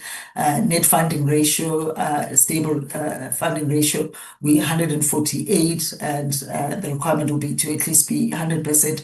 We're turning around this cost to income. I think you would have seen in the last years, this was for Q1. Already our cost to income for Q1 is below 100. 70% is a really good number. Even if you check the private banks, they're operating around 70% of cost to income, which means for the income that you're getting, how are you using the money that you're getting, balancing the cost of getting the return, which means you're getting more return out of the money that you've been given. Again, I've talked about the net interest income in terms of our assets and all of that. But the one that makes us come here is the total capital adequacy ratio, which basically means the cover that a bank must keep in order to manage any risk that may come, or that any business is exposed to, but to ensure that we protect the funds that the bank carries. This is a requirement for every bank. It's not only Postbank, and it's also required for you to qualify for a commercial license. And you'll see of the amount of money that we're asking for, the majority of it is to cover this. It's not necessarily, again, it's not to fund Postbank. Yes, we need a little bit to actually build, because also when you apply for a license, the Reserve Bank will say, do you have a certain system? Do you have this and this and this? And therefore, you do need money to invest into the bank. I'm mindful, I've got 5 minutes. So what have we done so far? How have we achieved our first phase of our strategy? We talk about financially solvent business. We talk about a positive PBT. I think I've touched on that. Also, the fact that in the last 2 years, we have improved customer service. We have not missed one payment for our beneficiaries. We had the unfortunate incident as we were trying and starting our turnaround strategy in terms of system-wise, unfortunate incident that we had in September 2023, and we made an undertaking that will never again allow for our beneficiaries to experience that, and they have never. We've spent in the last 18 months close to $500 million revamping our systems, and that's actually how we were able to pass the variation notice. Excuse me, pass the variation notice for us to actually be able to issue the blank card that we have done recently. In the leadership, I think the DM has spoken to the leadership. We've turned around, we've spoken about how we brought the business out of the disclaimer. In fact, the AG asked us, this management, to go back 6 years since we separated from SAPO to clean up to start cleaning up and auditing us 6 years back. So the work that we've done in the last audit period was actually us being audited for the last 6 years, not only the last year, and proudly came out of the disclaimer and we've reduced our fraud by 80%. We've also qualified in terms of what was required in banking, in terms of compliance. I won't go into that, but we proudly have a card that falls into the EMV. You'll see our card proudly is a Visa compliant card and has been tested by Visa and compliant. So where is the gap in the market? I'm going to run very quickly because I realize I've got 3 minutes. So what is the gap that the commercial banks don't necessarily close? I'll touch on some numbers. We're already sitting in South Africa, we're sitting with 12 billion out of the formal financial sector that people that never sees. And therefore, if you go back to the cycle that I was talking about, which means this 12 billion does not get the opportunity to give back in terms of taxes into the fiscus. We're sitting with 16 million South Africans that are not necessarily economically active. And therefore, if you talk about the MTDP challenges of economic growth, that's where banking can resolve. And people are still complaining about cost of banking, trust within the banking. And we believe, again, this is a gap that we'll touch. Again, I won't touch the rest of the slides because the previous slide was summarizing that. But safe to say that even SMEs are still struggling. We still have a challenge within the public sector. The money that government gives and tries to give the public sector, we believe that we can close the gap in terms of NSFAS, in terms of SASSA, in terms of the other example, in terms of the FLISP grant that government gives, which is not even currently 100% utilized, and yet we know people need housing. We believe we can actively help in these things because that is what we provide. And therefore, I'll go quickly then to what we're asking for as a bank. What are we asking for? Our ask, Chair, is two portions. One is that we need the regulatory 1.7 billion to deal with the capital adequacy that I touched on. But in terms of building the bank, we need about 600 million to ensure that we build more. I mean, Postbank already, when I say we've spent already with the money that we make, close to that 500 million in the last 18 to 2 years. We've built a new call center. We've ensured that we have visibility in terms of, you see us now partnering with retailers to put that in place. We've built new systems. That's how we can reduce 80% in terms of our fraud. We're upscaling. We've brought in leadership. We have a full exco with 150 years in banking background. We have a full board. We had to produce a new card. We've bought that card. We have to ensure that we have systems that are eligible. When we say we've passed and we have compliance like PCI DSS and EMV compliance, it means a lot of work in terms of IT systems. So already we have shown that if we are partnering with whomever invests in us, we've gone in with just over 100 billion, 500, half a billion already, and we're saying we need a little bit more to build on that in order to ensure that we can build the bank. And the 1.7, like I said, fulfills the sub-regulatory requirements to ensure that we keep that amount, that capital, in order for us to qualify for capital adequacy. Chair, I'm going to leave it there. I think that's more than enough in terms of our business case as to why should anyone invest in Postbank. I hope that's adequate. Thank you, Chair. Thank you, CEO. Thank you, Chair. Let's move then to the final presentation, which is the Independent Communications Authority of South Africa. The chairperson of the council, I'm sure, is here, Mr. Ramusi.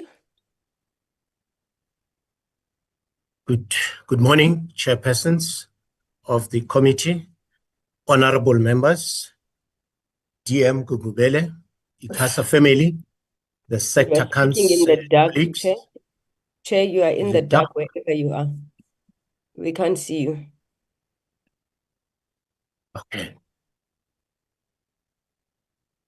Apologies. Yeah. Once more, good morning, chairpersons, honorable members, DM Gungubele, ICASA family, the sector colleagues, and all the online participants. Chairperson, on the 1st of July, 2025, ICASA has turned 25 years. I think where we are today, citizens have and they are still asking questions. What have we achieved? What have been our challenges? What are the opportunities and threats for the current and the future industries that we regulate? Chairperson, when the authority was established, the ICASA Act and the ECA Act served as a foundation for our existence and relevance. My reference is informed by Section 2 of the Electronic Communication Act, Section 4 of the ICASA Act. Both of these acts, chairperson and honorable members, they've set a clear objectives of what we are to be expected to deliver as an authority. I'm just going to demonstrate just few objectives from the two acts. One being to promote universal provision of networks and connectivity for all, the efficient use of radio frequency spectrum, promotion of competition, ensuring that everyone that we license complies to their license conditions, ensuring that there's a promotion of participation of women, youth, persons of disability in the sector, the advancement of SMMEs in the sector, the issue of diversity, language and cultural groups, and monitoring, particularly given the days of our social media platforms, to make sure that we protect content consumed by children or even by the elderly, including the persons with disability. Chairperson, this actually demonstrates how aligned are these objectives to those of government, including expectations from a rural child in Lusikisiki in the Eastern Cape. Now, to be an effective and relevant authority, Chairperson, we must be a capable authority to conduct scientific measures, to validate reported activities by our licensees, communities, and yourselves. I think this morning, one of the members indicated the challenges experienced with connectivity. So if we are not capable to identify the challenges, we are not going to build a capable state. And this is what I would like to demonstrate, that for an effective authority, you need to have capable tools, capable skills, so that we can provide evidence-based solution as well. We must be a proactive authority that should provide citizens with an independent and trusted leadership in the sector that we regulate. I've said we need requisite skills to develop those predictive models for better planning. And we make sure that operational model and our posture must match and adapt to the emerging trends. You know, I'm in a meeting, you're not allowed to come here. Please. Ms. Mbengashe, can you please mute? My apologies, Chair, my apologies. So, Chairperson, we're in an era that requires an authority to regulate for impact. Most importantly, when you regulate for impact, you need to be supported by scientific and crowdsourcing methods or tools. Now, resulting from this observation, the authority has already seen a need to advance a notion of working towards establishing a business model for a regulator of the future that is adequately funded. Obviously, whilst we do this, we need to instill confidence to citizens that in terms of leadership, what we are doing right now, there needs to be confidence about the current regulatory and compliance state. We must lead with confidence, Chair. For that to happen, we require regulatory tools, requisite skills, and most importantly, an agile collaboration working model with policymaker and the oversight structures like yourselves. We have established a council-led committee under the leadership of Councillor Nontombana, who will take you through the problem statement facing the authority and a proposed solution for the funding model. I'm handing over now to Councillor Nontombana. And once more, thanks for the opportunity.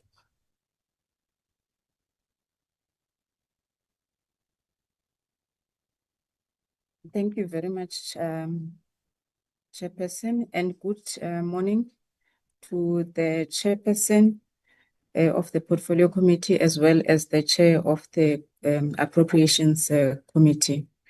So I'm going to, and I must also greet all the honorable members in this meeting, the Deputy Minister, the DG, as well as other colleagues from all the entities which are also in this meeting. So if I may, Chairperson, I would like to start with my presentation. I have a few slides which set out what the basis is for the mandate of ICASA, as well as the sustained agenda for the authority. We obviously have to comply.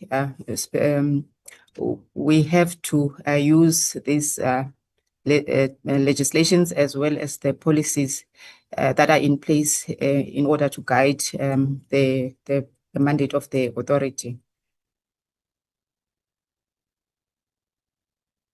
Next slide, Nico.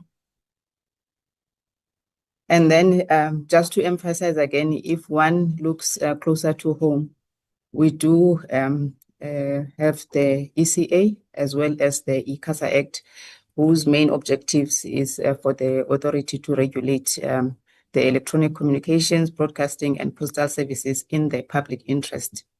We also do, we are required as ICASA to grant licenses, monitor compliance with license terms and conditions, to develop regulations, to plan and manage the radio frequency spectrum and protect consumers. And some of the list of things that are required of the authority are, however, not achieved because of some of the limitations that we have in terms of the resources within the authority. And in this slide, I'm going to just name a few of the things that we are unable to do for us to be more effective as a regulator. If I look at the first one, for example, if one looks at the quality of service monitoring that we do, all of this currently, we do it by doing test drives in the different provinces, and we are not able to monitor whether licensees are actually meeting their obligations in terms of connecting communities, especially those that are in rural areas. And so we need the systems to be in place for us to be able to do this work more effectively. We do, excuse me, we also do not have integrated systems for us to monitor compliance, not only in terms of our MNOs, but also in broadcasting.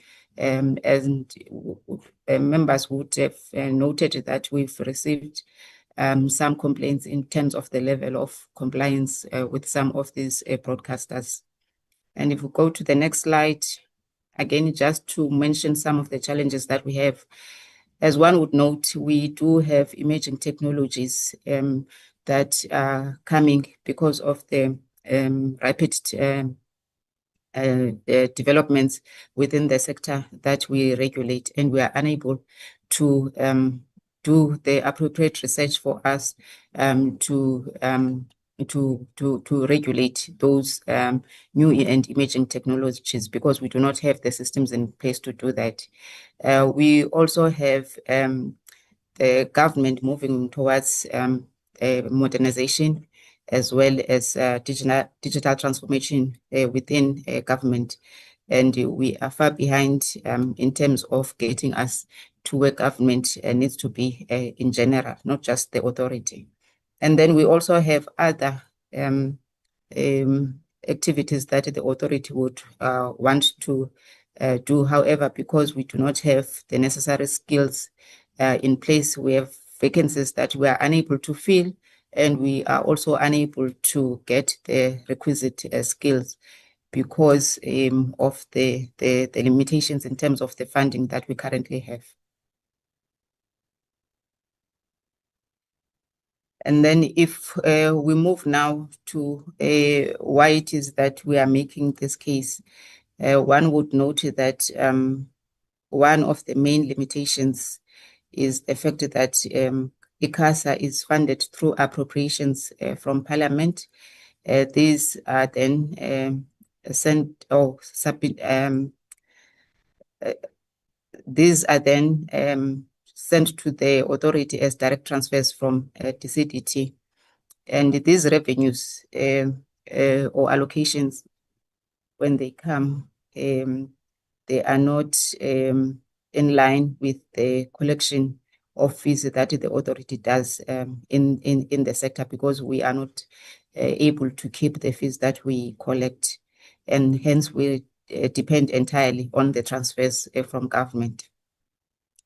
And we are, however, looking at Section 15(1)(a) of the ICASA Act, which does provide that the minister, our minister, can finance for us to be able to get additional funding for the authority once approved by cabinet. And then if I can just maybe give a sense of where we are in terms of the current funding that we get from government. If one looks at the right of this slide, you would see that more than 70% of the allocation that we have is actually going towards employment costs. And these are figures from the 23-24 financial year. If one looks at the 24-25 financial year, this number is sitting at 81% currently, which leaves us with about 19% for us to do everything else that the authority needs to do for it to deliver on its mandate. And this has been the trajectory since about 2016, looking at the numbers that we have put together. And then also in terms of where the bulk of the costs are going. We have a huge litigation cost within the authority. And these numbers have also been going up over the years. We are currently sitting at about 8% of the litigation costs as a portion of our allocation. And this, the litigation costs are also the second biggest proportion of the cost that we incur of the allocation. And then if one looks at the left of this graph, of this slide, you would see that we've also indicated that of the funds that we collect, which is about 8 billion, again, based on the 23-24 numbers, this is equivalent to the allocation is only 6% of that amount. So of the 8 billion that we collect, if you were to compare it against the allocation that we get is only 6% of the total collection of revenue that we do contribute towards the fiscus.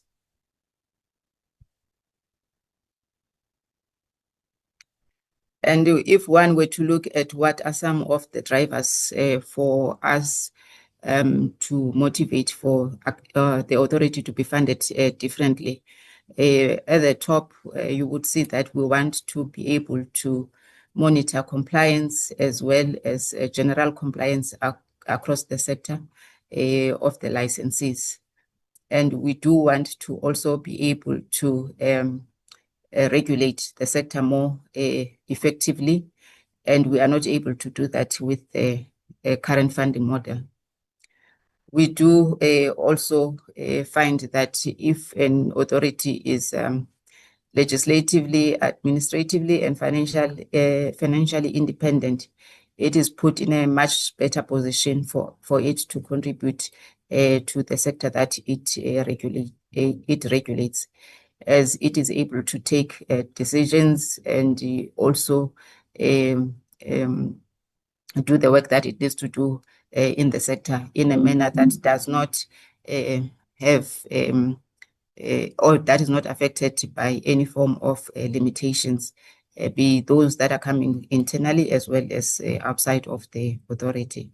We also, as an authority, like in other regulators, require highly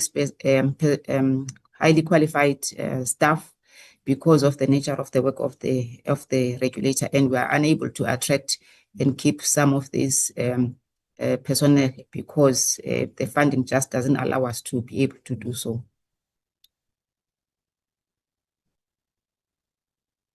And then if one were to then ask what it is that we are asking from this meeting, it is also in two parts. The first is that we do acknowledge that it's going to take a bit of time for us to come with a proposal on the long-term funding of ICASA.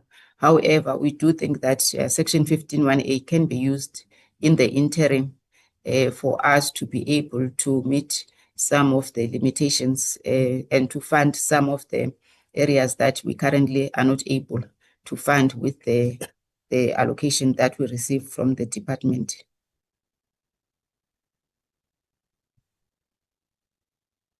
And this interim approach that we are asking for is also informed by the fact that we do understand that there are constraints in the fiscus, and therefore a different way of funding ICASA is probably the route that should be considered.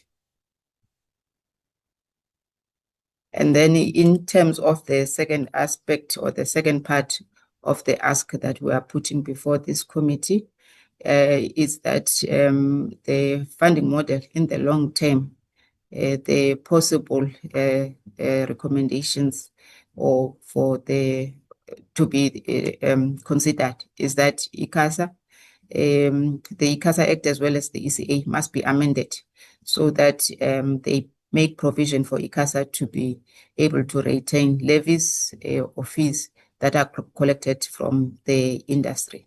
This is how other regulators, both within the country as well as elsewhere, are funded. And that is the basis for us recommending this possible approach. We would also obviously declare surpluses, if any occur, if we follow this approach. And the reason that we would declare is because we know that the nature of the sectors that we regulate is most likely that the revenue that we collect is going to be much more than the requirements of the authority.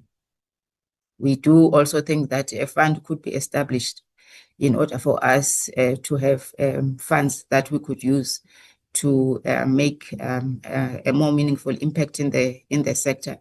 For example, using the funds that are collected through USAF. Again, this is a model that is used by other regulators that we've used for benchmarking for the funding model.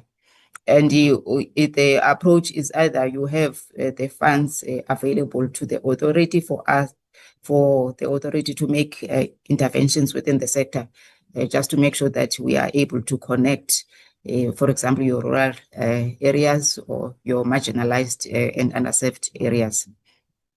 And with this proposed funding model, we would see that we don't get any appropriation from Parliament going forward. We would then be using whatever fees or levies that would be collecting from the industry to fund the work of the authority. And obviously, if this model is adopted, we would have the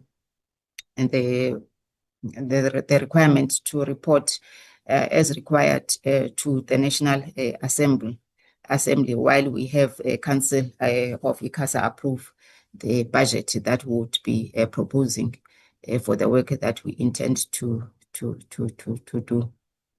And then just in terms of why we are proposing this funding model, it is simply because we think that if it is followed, it is going to make the authority much more effective in terms of the work that it does, as per the mandate as well as the long list of expectations in terms of what we need to do for the sectors we regulate. ICASA is also a Chapter 9 institution, and similarly to other Chapter 9 institutions, its independence should be entrenched and protected. And we think that the funding model that is proposed is likely to assist in making sure that this independence is achieved. And as indicated previously, we do think that there should not be any reliance of funding from government as we currently do in the current model in which we are funded. And then just briefly on this slide, what we are proposing is not something new. We've had reports from the, or findings from the CAT ASMA report, also work that has been done by DCTD and the National Treasury, where the inadequate funding of ICASA has been highlighted.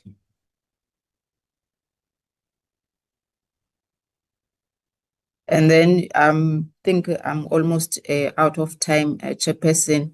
The next set of slides are just setting out some of the information that we've been able to gather as a committee regarding how other institutions are funded. And indicated earlier, we have had meetings with a number of regulators in the country. We've met with the Competition Commission.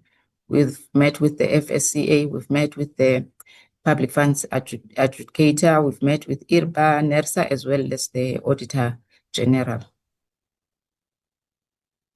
And on this slide, we just set out some of the findings from the meetings that we held with these institutions. Again, motivating for why it is that we think that the authority should also be funded differently.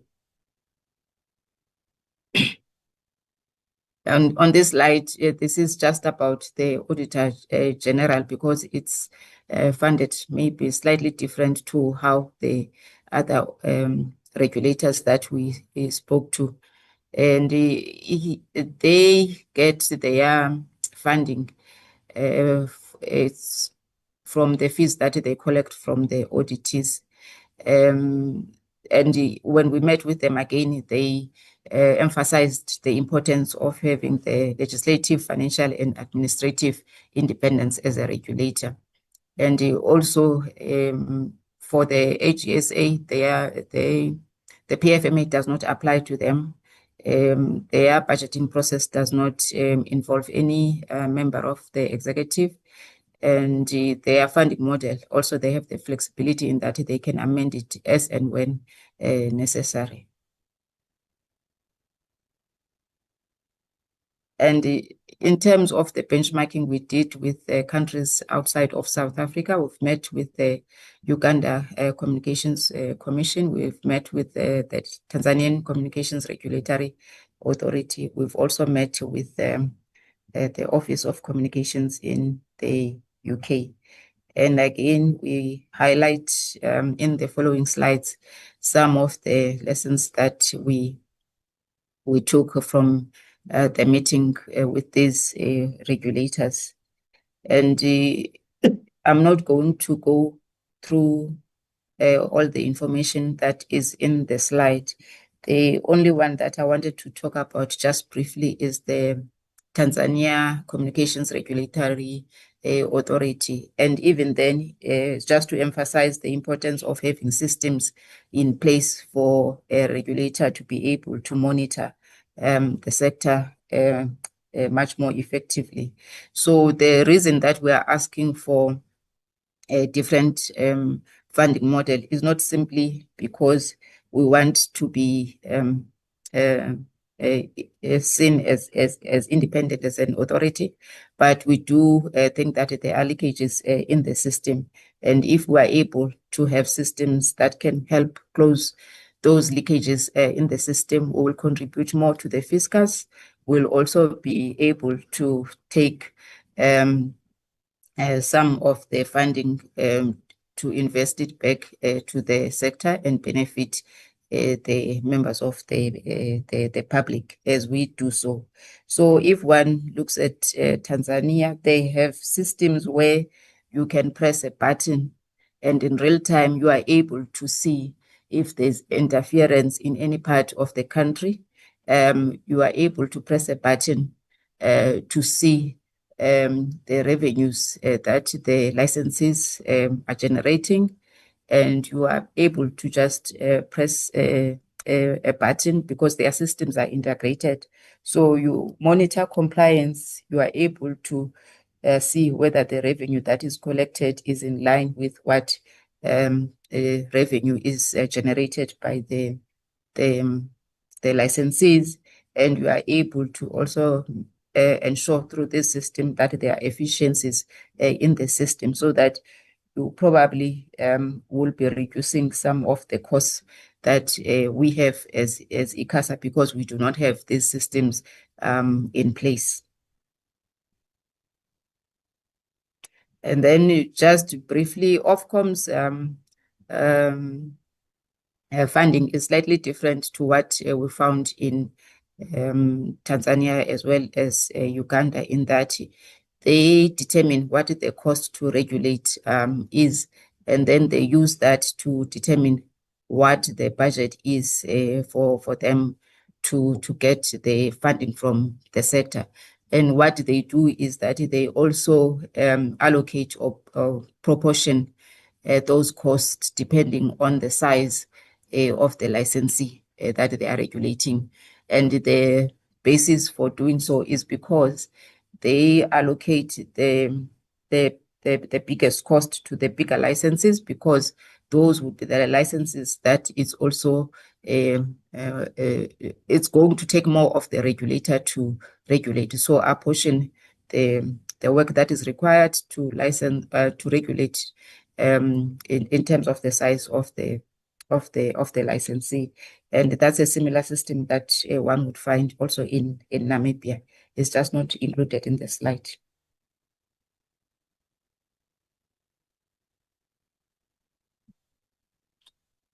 Okay, next slide.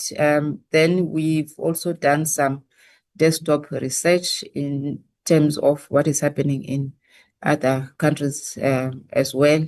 And again, just to indicate that these are some of the countries that we've looked at in terms of how one would use, for example, the funds that are generated from the sector to make some of the interventions that a regulator would want to make in order to have more impact.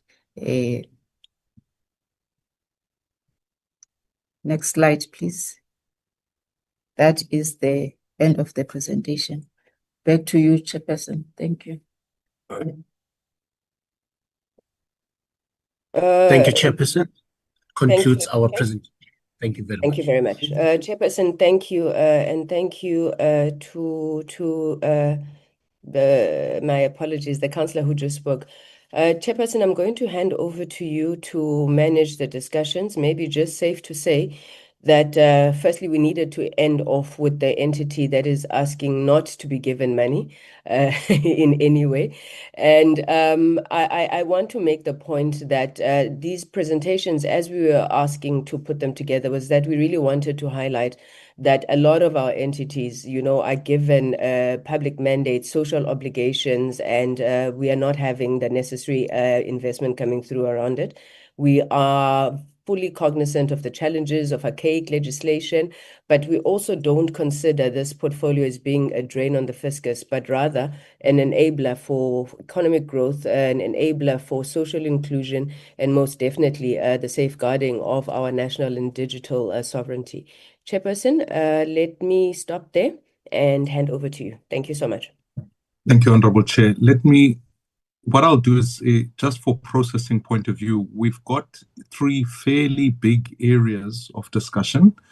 So honorable members can place questions. What we will typically do is I'll allow for members just to ask questions. And then what we'll do is we'll allow perhaps maybe as follow-up composite responses from the various entities. Now, honorable members, I'm also cognizant of having discussions that in certain instances are unique to the portfolio committee itself. Given that this is a joint committee meeting, part of our discussion is both on an appropriations and an economic enablement conversation. So I think, I was taking furious notes here. I can ask the SABC a whole ton of questions about different things, but some of those sit within the portfolio committee.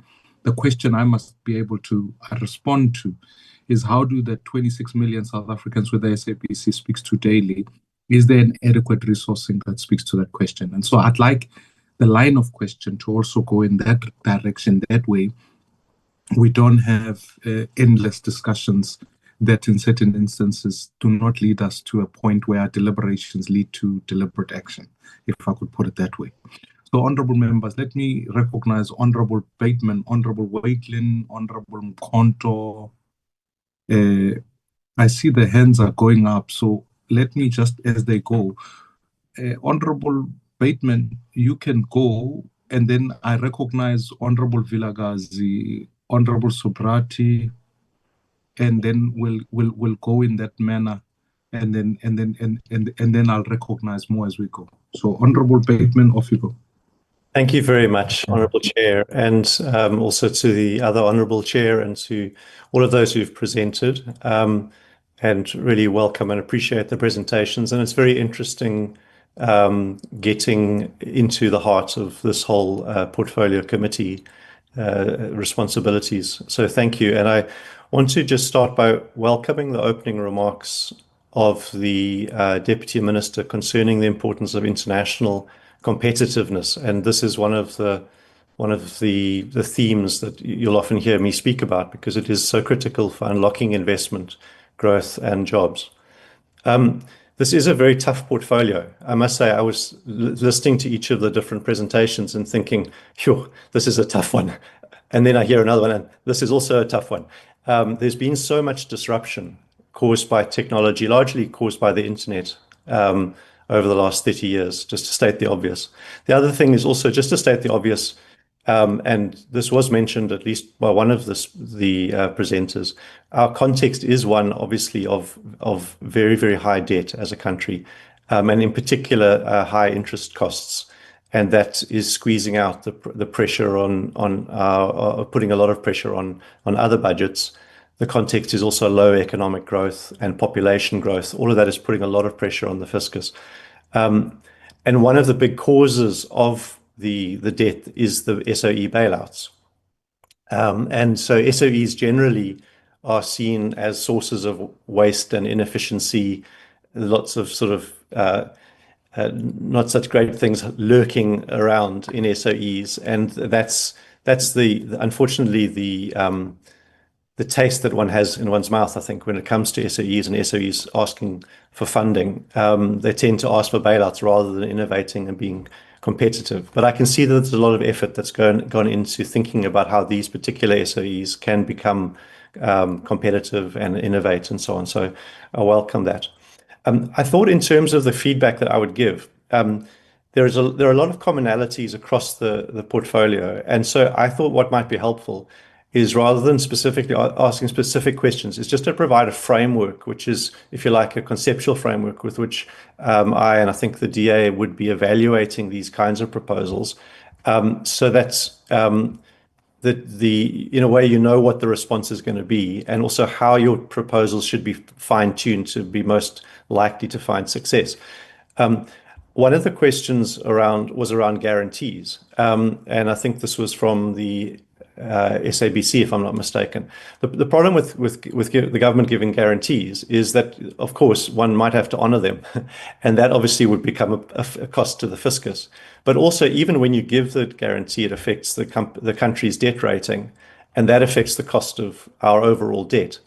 And that puts pressure on the fiscus immediately. And already, if you look at rating agencies, they look at all of the debts of the government, including the contingent liabilities, as part of the government's debt. Just as another principle, competition should be encouraged rather than states supporting monopolies. So we should always be asking ourselves the question, can we introduce competition into this marketplace? Because that's going to reduce cost, it's going to increase innovation, and that's going to give consumers more options. So, for example, in relation to the SAPO proposal of being a last mile delivery system for e-commerce and government services, the immediate question to ask is, well, couldn't private sector operators provide that same service? And I think the answer is yes, they could. And in fact, Home Affairs is using private banks for their last mile private services.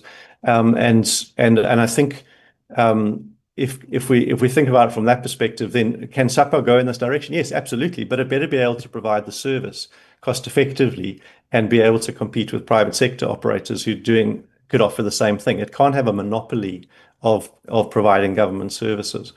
And in that regard, I think we need to be careful of creating unequal playing fields. So creating a situation where there's unfair competition. We can't show favoritism towards state-owned entities. Why not? Because that chases away investment from those areas of the marketplace. And it also gives the SOEs the luxury of being inefficient. So it ends up reducing innovation, and it effectively hurts consumers with less choice, poorer services, and higher costs. So what's the answer? The answer is, I think, to bring in capital and expertise of private sector shareholders. So, for example, working up towards listing on the Johannesburg Stock Exchange. One could also include stock options for employees, that they can be owners in these businesses. And down the line, once that expertise is starting to deliver value within the enterprise, consider even full privatization in the future in the situations where there needs to be fair competition between different market players. And so we need to look quite carefully at each entity and say, what are the things in here which are really commercial operations that really should be allowed to compete in a commercial marketplace, and what are the things that are specific that they have to be done by one player, by the state, and it can't be done as a commercial venture. And one of the arguments, I know, the kind of the counter arguments would be, yeah, but we're providing social services as part of this enterprise. So what we need there is we need to say, what is that social service, and let's focus a subsidy quite precisely on that social service if we want to subsidize it. But let's package it. Let's not hide it away inside a commercial, sort of a quasi-hybrid commercial social type thing. So for example, if we want free banking services for a particular customer, let's work out what is it going to cost to produce that, and let's offer a subsidy to any player, any bank who's prepared to provide that free service to that qualifying customer, if that is what we want to subsidize. Another point is just we need to be careful of over-regulation in all of these industries, because that pushes up costs and it pushes away new market participants. One of the major concerns with the financial sector is that we're over-regulated. And then just with regard to the Postbank, I think the state should stay out of retail banking. That's my bottom line on this. And I think there are three reasons here. Firstly, it creates unfair competition because the state puts its reputation, its balance sheet behind that particular retail banking offering. Secondly, there's the risk of destabilizing the banking sector, because if a state actor comes in with the state's balance sheet behind it, and then potentially also subsidization from the states, the bank could offer interest rates that are higher than market rates or lending rates that are lower, and that's going to potentially disrupt and destabilize the banking sector. That's very concerning. And also, it is maybe a more likely scenario is that there have been quite a few private sector players who've tried to go into some of these markets. Some are doing it fantastically, and already, the offering of private sector banks is impressive in terms of, for example, rural areas. Where you will find many more customers of some private sector banks than, say, ICASA as a state player who's specifically trying to do something very similar. But many private sector players have actually got very badly burnt working in this space, and obviously ICASA itself has required ongoing subsidies, and so that's a likely outcome. We're going to go down this road, and then as we start to make loans, if those loans are not very carefully managed, it's going to lead to losses, and again, the state having to put more money in. And the overall effect of that is actually that it hurts the economic growth and it hurts job creation. I did publish a piece on this, or I did write a piece on this, which was published in Business Day earlier in the year. I've got a follow-up article on that. I'm not going to take more time on this now, but I just wanted to basically provide some feedback and a context and, if you like, a philosophical framework by which I would be evaluating each one of these individual presentations without going into the specifics, too many of the specifics. Thanks very much.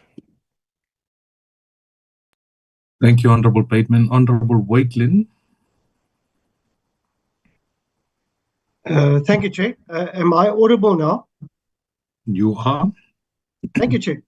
Chair, yeah, following up on what my colleague has submitted, are we focusing only on two matters? The one is with regards to the SA Post Office, and the second matter, it relates to ICASA.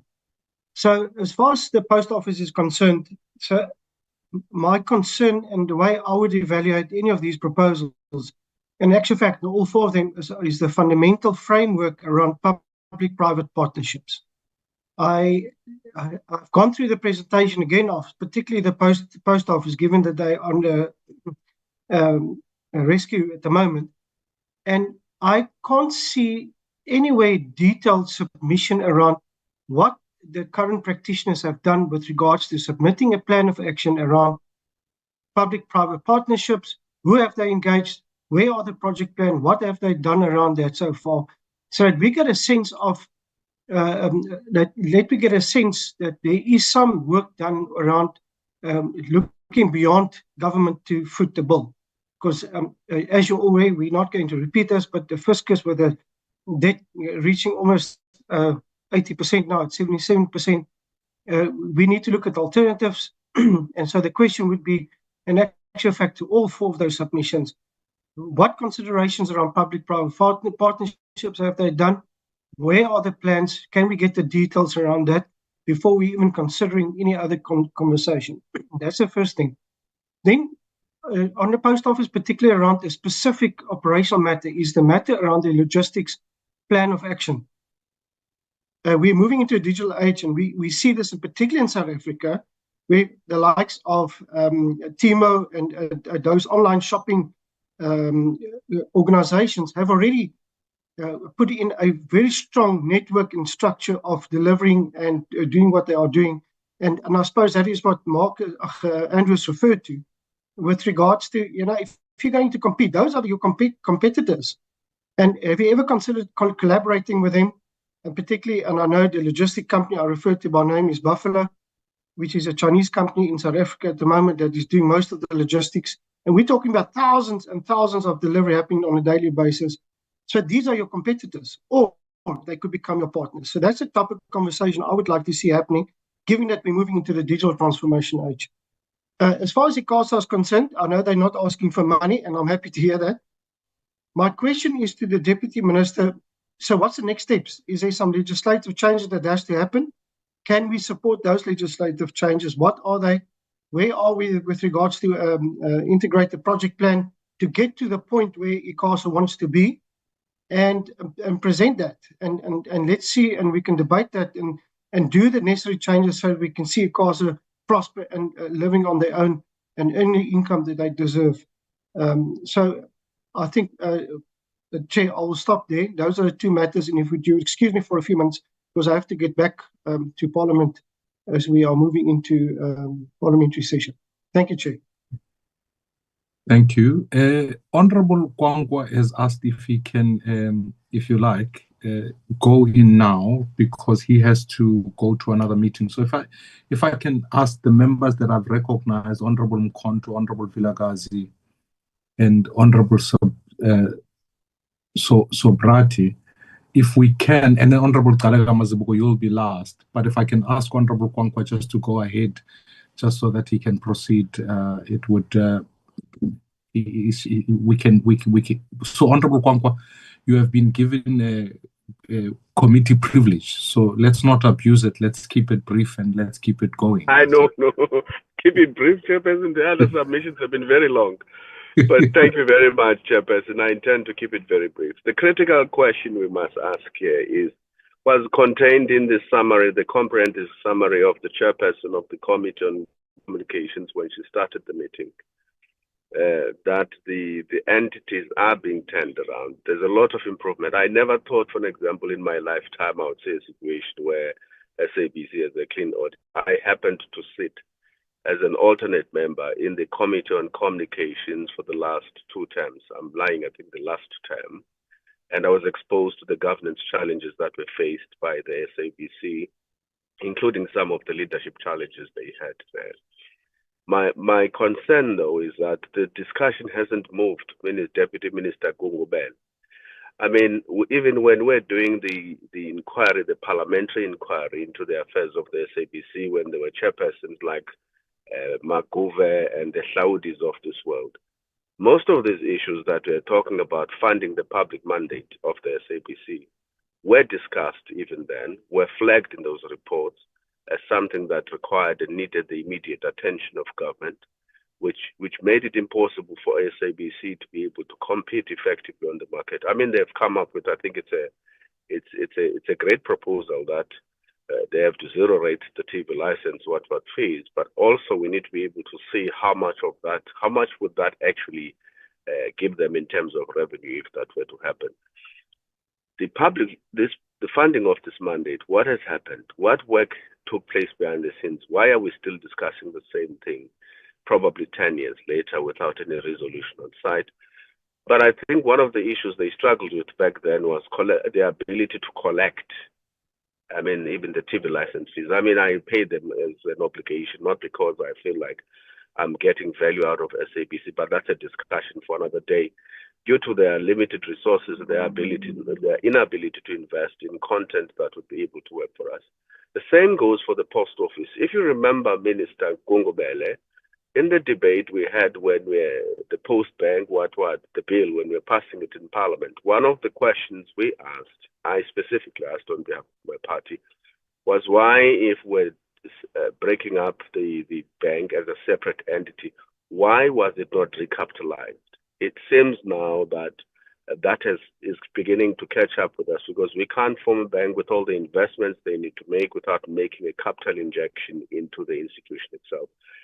There's no way that you can privatize these institutions. I mean, realistically speaking, we service people who are in rural areas who can't access the towns where these commercial banks are, well, incredibly unfriendly to them.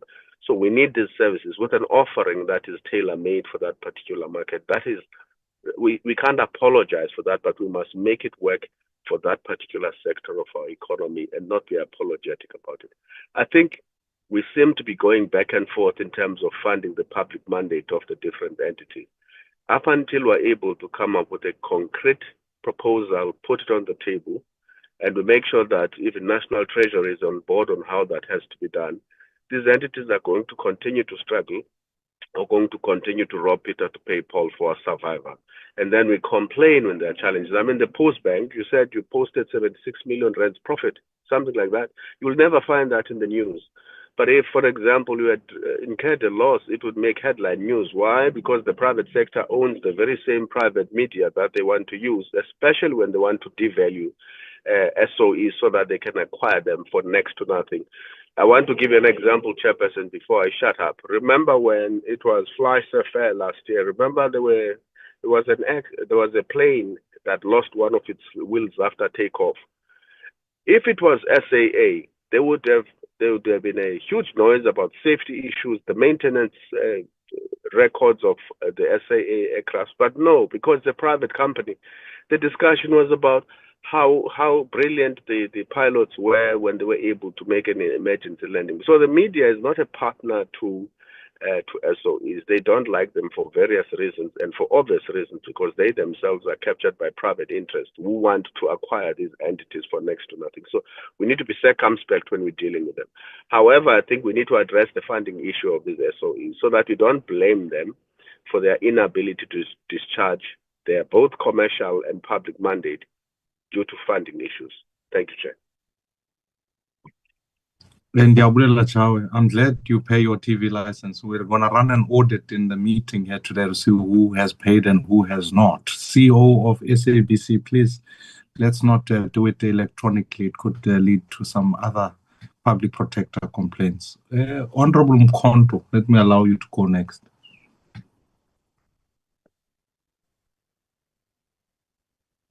Thanks, Chair. I have already rendered my greetings. Chair, I will start with because of time, I will start with the presentation of the Deputy Minister, where he talked about the mandate of the department coupled with digital technology and economic development. Chair, I just want to say to the Deputy Minister and his team that at the current situation in South Africa, where we are having a high rate of unemployment, this department has a lot to do to make sure that through this digital technology that they are responsible for, they are able to persuade other departments and entities to use the digital technology, first of all, to make sure that the youth have the requisite skills and are employable, and have the much needed skills to create jobs. Chair, my second input will be to all the entities. Chair, one colleague has already alluded to the fact that they are all having a very important role to play in the economy of this country. But then, Chair, maybe we have to advise them that with them, specifically the Postbank, we are looking at entities that their focus should be just to break even.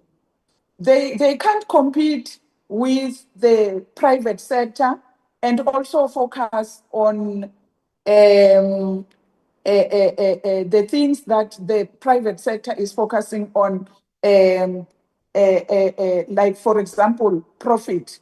When they break even, then it's it's okay.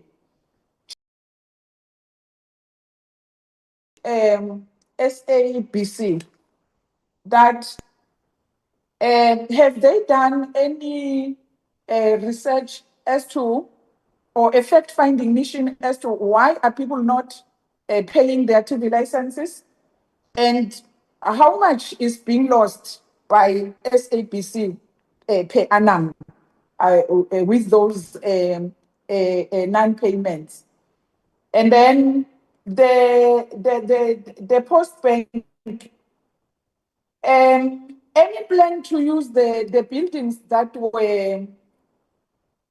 were used by the branches of the post office that were closed? Are there any leasing costs that they are incurring? And can the usage of the buildings of those closed post office branches have any difference? The last one, Chair, will be to ICASA. I want to know, Chair, if ICASA do regulate culturally and religiously related content, because, Chair, people have been misled and taken for a ride in this type of contents, and I have never heard ICASA saying anything about that. Thanks very much, Chair. Thank you, Honorable Mkonto. Honorable Vilakazi.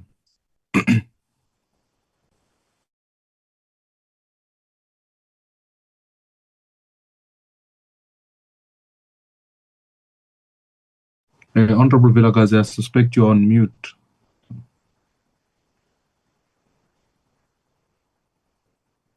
May I take my video off as well? It's my network. I am battling to get the sound and the video going at the same time. Oh, you can proceed.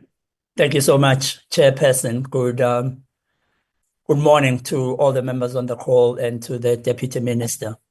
Thank you for this opportunity. It's wonderful to meet with the Portfolio Committee on Appropriations.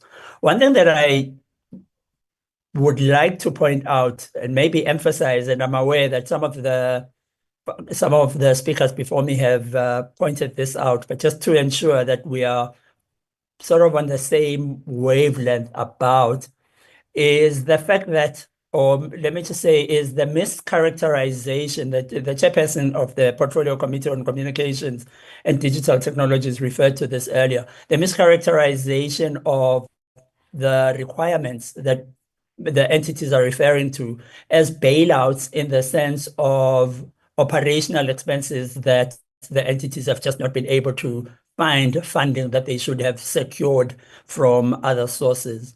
In this case, the major issues, for example, for the SABC, are around the public interest mandate. So part of what makes this difficult is because, for example, if the SABC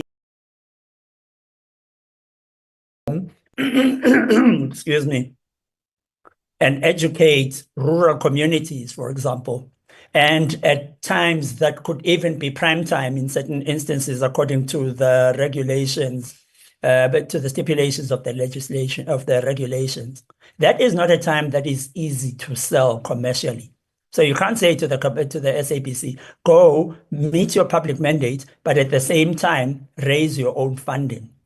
And in fact, we heard from the chairperson, from the CEO of the SABC, that already 83% of their income comes from commercial activities, including to support the public mandate, which is an expensive mandate.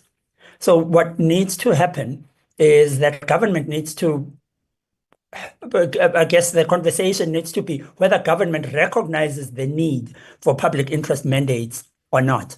If we do not recognize the need for public interest mandates, then let the entities operate commercially, and it's a free-for-all and survival of the fittest. that is fine. If, on the other hand, we are saying that these entities have a mandate that, particularly because we're a developmental state and particularly noting our history and where we want to go as a country, they have a mandate that is meant to serve the good of all, but it cannot be wholly supported commercially, then we've got to have the conversation around how does government make this possible. And you can't just say to the entities, they run, you have a responsibility that the Act says you must provide us a public service mandate, therefore go ahead and do it. ICASA have told us here that part of the role they need to play is monitor spectrum uses, monitor a lot of activity around connectivity and just the use of digital technologies. And we are saying the state owns this, wants to own this capacity to be able to do that, which for a developmental state is essential. We can't then say, well, all the money that you get comes to us as a national treasury. We're not going to give it to you because you want a bailout. It's not a bailout. It's money that they need for their survival if they are to do the work that they are meant to do. So I think that's the frustration for us. And that's why as the portfolio committee on communications and digital technologies, we've wanted to have an audience with the National Treasury so that they can understand our perspective and we can understand theirs and see how we marry the two. We understand the constraints on the fiscus. None of us here is asking for a free-for-all bailout. But for me, the first frustration, chairs, that I would express is the reluctance of National Treasury to, excuse me, to meet with the committee. This is the second time now. We had a visit to the SABC in January, and we asked the National Treasury if they could join us there for a discussion so that we can understand their point of view. They refused. We asked if they could join this joint meeting. They refused. So it seems to us that we are just takers of whatever the National Treasury wants to do. Yes, they've got an important mandate. Yes, we are under fiscal constraints. But firstly, they've got to be accountable to us and tell us why or why not certain things can happen.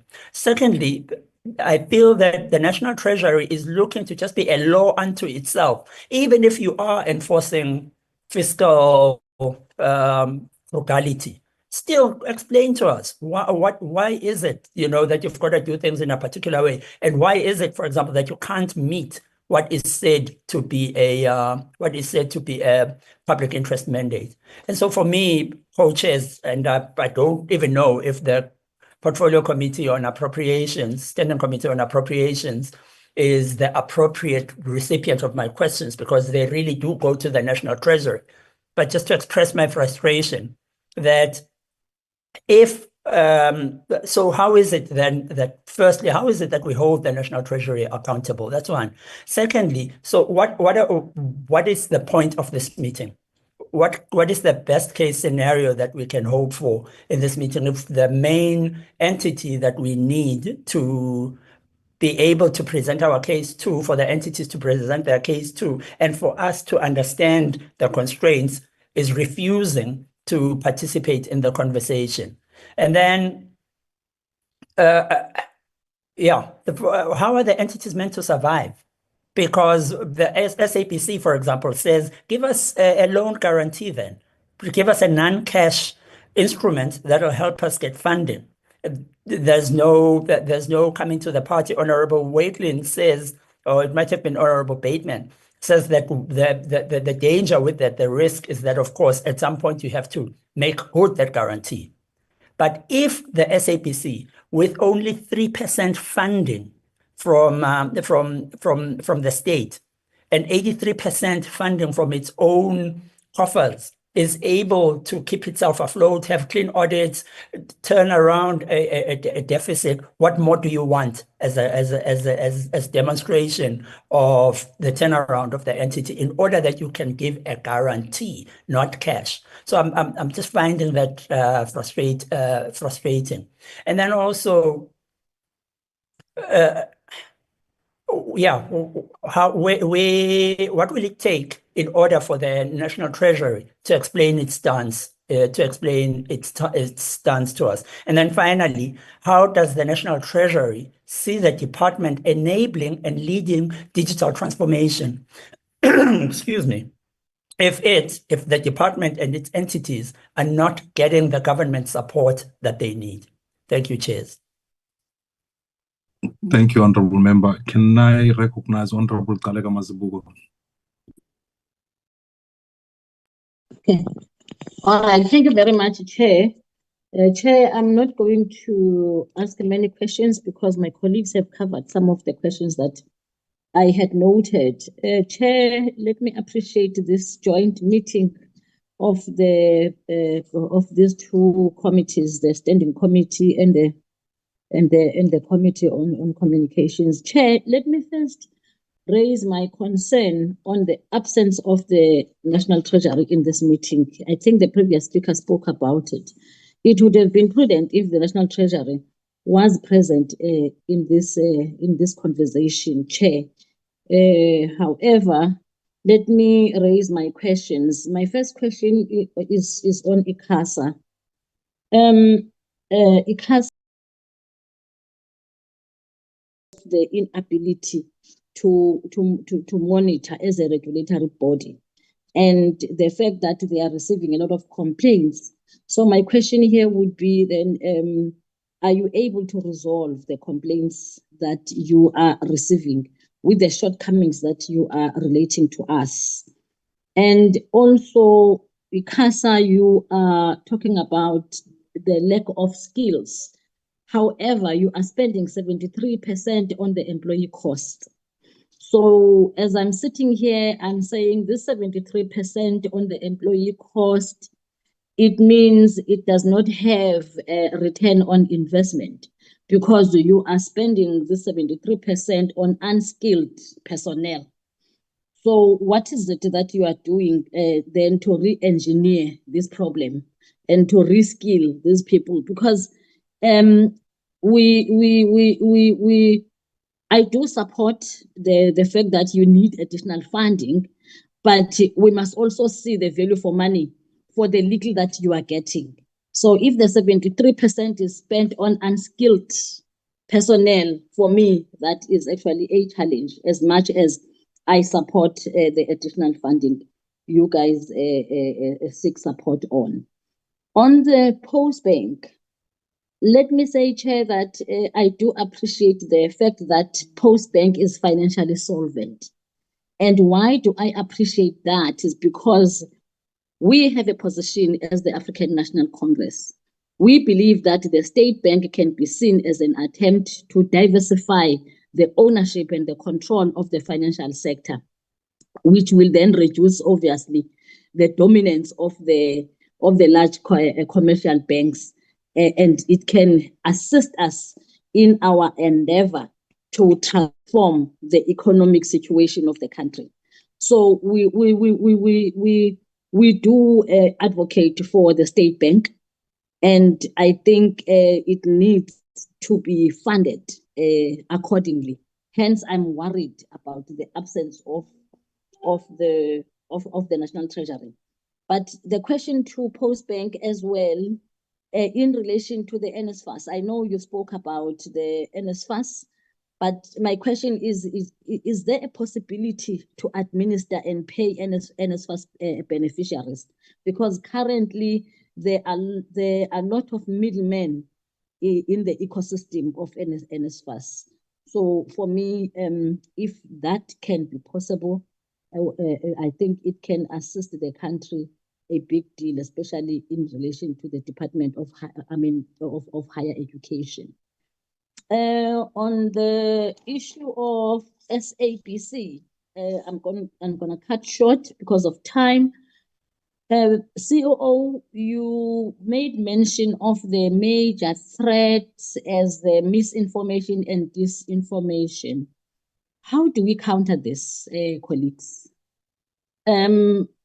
Because I don't think SABC, as the face of the state, you are doing enough in marketing and promoting the country. Because for me, there are good things the country is doing, especially after the country, after democracy, after we've taken over. But what you see, which goes all over the world, is the bad things and how bad South Africa is governed. And it's only the bad stories that are making news on the news, SABC, whether it's radio or television. But the good stories are not there. And you don't see this in most of the countries. You know, most of the countries, as much as they have the freedom to report neutrally and report anything, but there is space to market the country by reporting the good stories of the country. And it's not happening in our country. So, and then the issue of Centec, the relationship, is there a chance to review the independence of Centec, as you have reported? Why not going back to SABC as a division? Yeah. So those are my, I have cut short of other, but Chair, there is a need for the Appropriations Committee to support these entities, because if these entities are presenting these turnaround plans and the new mandate, and it is unfunded, that would create a problem. It will just be a dream, because I was saying, what then will happen if they are having these unfunded mandates? So I think there is a need for us to support Chair. Yeah, I think even when we do the tabling of the appropriations bill, maybe in our articulations, we need to articulate some of the challenges and the support that is needed for these entities. But the return for investment or return for money for me is key. Thank you very much. The last, Honorable Nchabeling, are you, yeah, if I can allow you to then give your input at this point.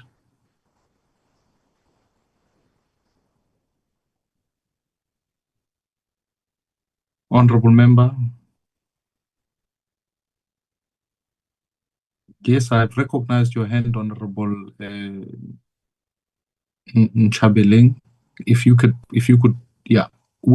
I'm just conscious, Honorable Members, we're also here running into extra time. Members will need to leave at about 1 p.m. so that they can get back to portfolio committees, and I still want to allow the entities to respond in this regard. Honorable Member? Okay. Thank you, Chair. Is that okay? My turn, right? Yes, that's what I was trying to say. If you could keep it brief, I would appreciate it. Thank you so much, Chair. I think maybe it was just really since because of the opportunity, you've got appropriations here today. And good morning to both chairs, executives of the state-owned entities, as well as honorable members. The concern which I'm picking up is we're talking something that has happened over literally 10 years ago. SABC was destroyed deliberately when a lot of things were let to go and the business model was actually sabotaged. Globally, if you look at the trends, Chair, you would actually notice that content and television is one of the biggest aggregators of revenue for most countries, except in South Africa. Why? Because SABC surrendered its, almost pole position and monopoly over to one company, which at the time was MultiChoice and is still currently MultiChoice, that has taken over that monopoly. And then now, with the emergence of broadband as well as fiber, as well as digital technologies, you have now the likes of Netflix as well as the streaming service providers taking over the whole lion's share portion as well of what is left over in the digital, streaming technology as well as content generation, and where the SABC should have been dominant. You go globally, for instance, you go to the South American countries, you've got this telenovela industries that are massive. Televisions there, They've got over 1,000, 2,000 channels of various content solutions, and people have created businesses around it. You know, commercial businesses, local companies, local enterprises are supporting these channels and platforms. But you come to South Africa, you realize that over the years, due to mismanagement, and here is a particular case of when there was misappropriation as well as mismanagement of funds in relation to the digital migration technology, when there was supposed to be brought, digital migration, it didn't happen as it was planned, and the whole plan was sabotaged because there was various interest and vested interest, you know, and it was pushed away. And we have a situation where there's no migration that has occurred in South Africa. You're talking digital technologies, nothing of that sort exists except for instance your cell phone technology that has rescued. Fiber broadband and all of it is still sitting at the most slowest, the most expensive, etc. So that's the one question on the SABC. What is SABC's business case model to catch up with what is happening globally right now in terms of closing up the gap? There are lost opportunities there. They can create industries out of content. They can have support and take back over their lion's share. The broadcasting of events, etc., and all of that has actually died away can be revived, but you need a strong leader to really bring back this kind of offerings and solutions. What is the plan in place for budget approvals in order to support that kind of a program? You know, just for the survival of SABC, it's not good enough. We need to know what can be done to bring it back to its bouncing, you know, days where it can start making its own revenue and go back to being independent, whether you're creating soapies, you're creating telenovelas, you're creating daytime shows, you're doing content as it is known today in the streaming environment where you're generating revenues independently and competing with the likes of, you know, Netflix as well as the other offerings in the market. That's the one side of it. Coming to Postbank, I shudder to understand that South Africa is continuously sabotaged. Postbank was supposed to be the bank that competes with Capitec today. That was the whole plan. You've got the fintech environment in terms of fintech technology, which should have been utilized to close up the gap in terms of acquisition of necessary technology to create an independent bank. The Postbank today should have been already operational because it's got a finance, a licensed banking, you know, environment. When I grew up, my first banking offering and experience was with the post office. I had a book. I had a savings account with the post office when I was still a young man, not even, I think I was still in primary or whatever. And I could go to a post office and then save up money, which I had, and they gave me a book. That whole banking service and solution has completely been taken away. If it still exists, I don't know. And what has the Postbank done in terms of literally catching up with the digital technologies and the offerings? What I'm saying in this is Postbank should go back and compete with the likes of the current offerings, such as the Capitec model, such as the unbanked environment, such as going into money transfers, as well as the aspect of offering money solutions, solutions where you can do transactions and transference of money to cell phones and M-Pesa model. We don't see that happening. So, you know, I don't want to even go to ICASA on licensing and go to Centec on the spectrum side of it and go, because there's just been a huge mismanagement. I happen to know over the past 15 years, in my previous life, being experienced and actually knowledgeable in this environment. And what I see what has happened is what we cautioned against 15 years ago. Today, it is a lived reality. So I'm going to just restrict my questions to those two. I will come back in another session and engage with the three other entities. Thank you so much, Chairs. Thank you very much, honorable members. What I want on behalf of the Committee on Appropriations, a member asked the question, what then becomes the purpose behind this particular meeting? And I think it's important for me to respond at least just to that and then layer on some questions and then give the entities an opportunity to do likewise. National Treasury, in some ways, are led by the executive. The Money Bills and Related Matters Act is an act that was brought into play to give Parliament the opportunity to be able to amend, reject, or deal with some of the budgetary items. And it is within that context that, sure, fair enough, I respect the question that's been put forward to say, you've now got new entities that have come through, or you've got an executive that's not responding as a matter of treasury. But I do think it's important to also acknowledge the fact that we exist here to deal precisely with the question of whether the appropriations that are put forward, are they sufficient, if insufficient? We have set ourselves as a committee the question that says, rather than dealing with questions of probity, which is what the Auditor General does and the Standing Committee on Public Accounts does, but how do we deal with performance? And so some of the conversation that has underpinned today has been about performance. I think the Deputy Minister laid it off well to say, you can reduce that discussion to an ideological one, to privatize or not to privatize. That is an ideological debate. There is the fundamental question of public good and public disbursement of resources, and whether or not, as others have argued in other budget votes, whether if you give 60% of what is required and 100% is the 60% wasted, or is it a step in the right direction?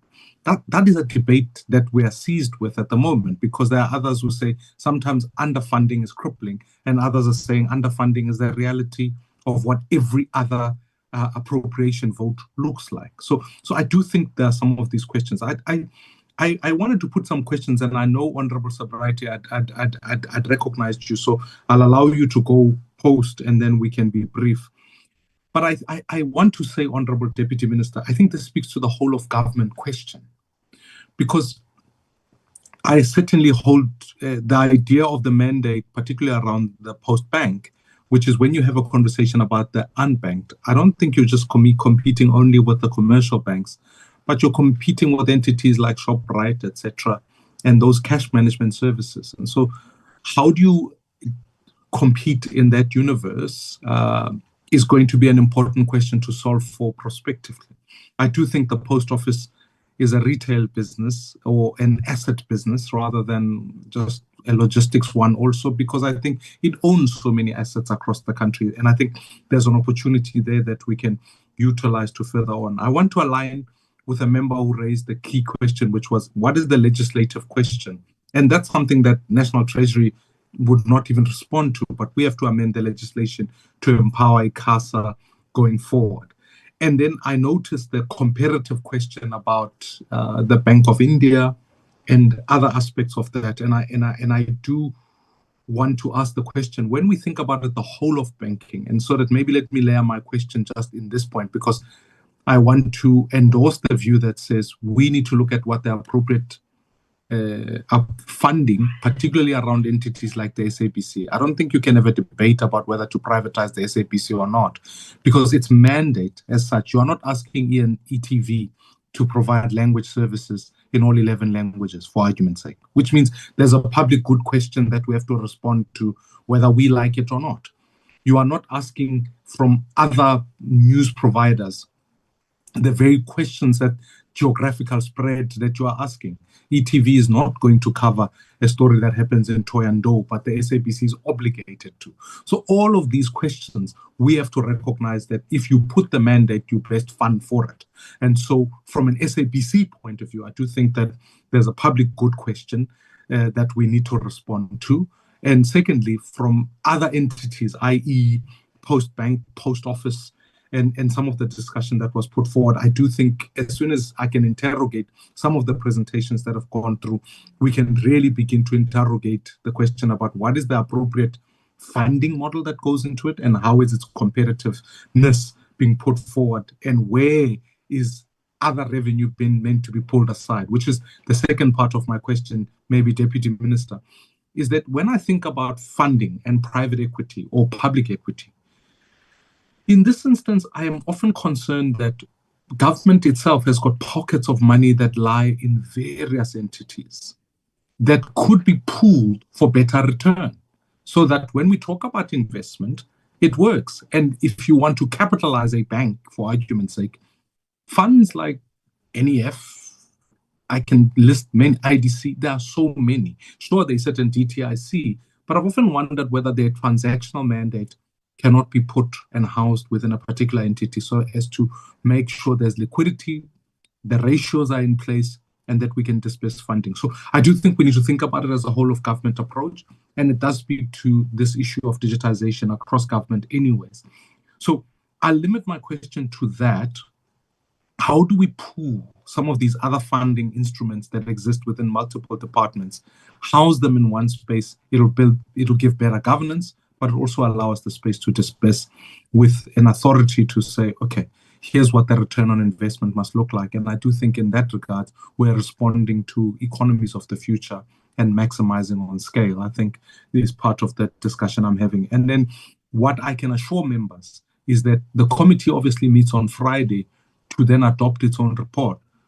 Given that the funding cycle for this particular financial year has come and gone, I do think that medium-term discussion then becomes important to the respective entities.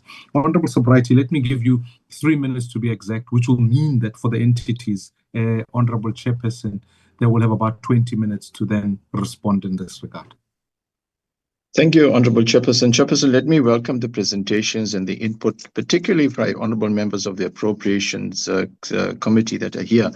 Chairperson, let me begin by reflecting that I think on ICASA, there seems to be common ground that we should be assisting ICASA with their request. ICASA's funding model, and they've proposed that at presently ICASA's is funded through an allocation by the department, and any funding that it receives, it has to return back to Treasury. And ICASA is saying, let us retain whatever fees we get and whatever portion we can get from the USAF levy, and that will make us self-sufficient.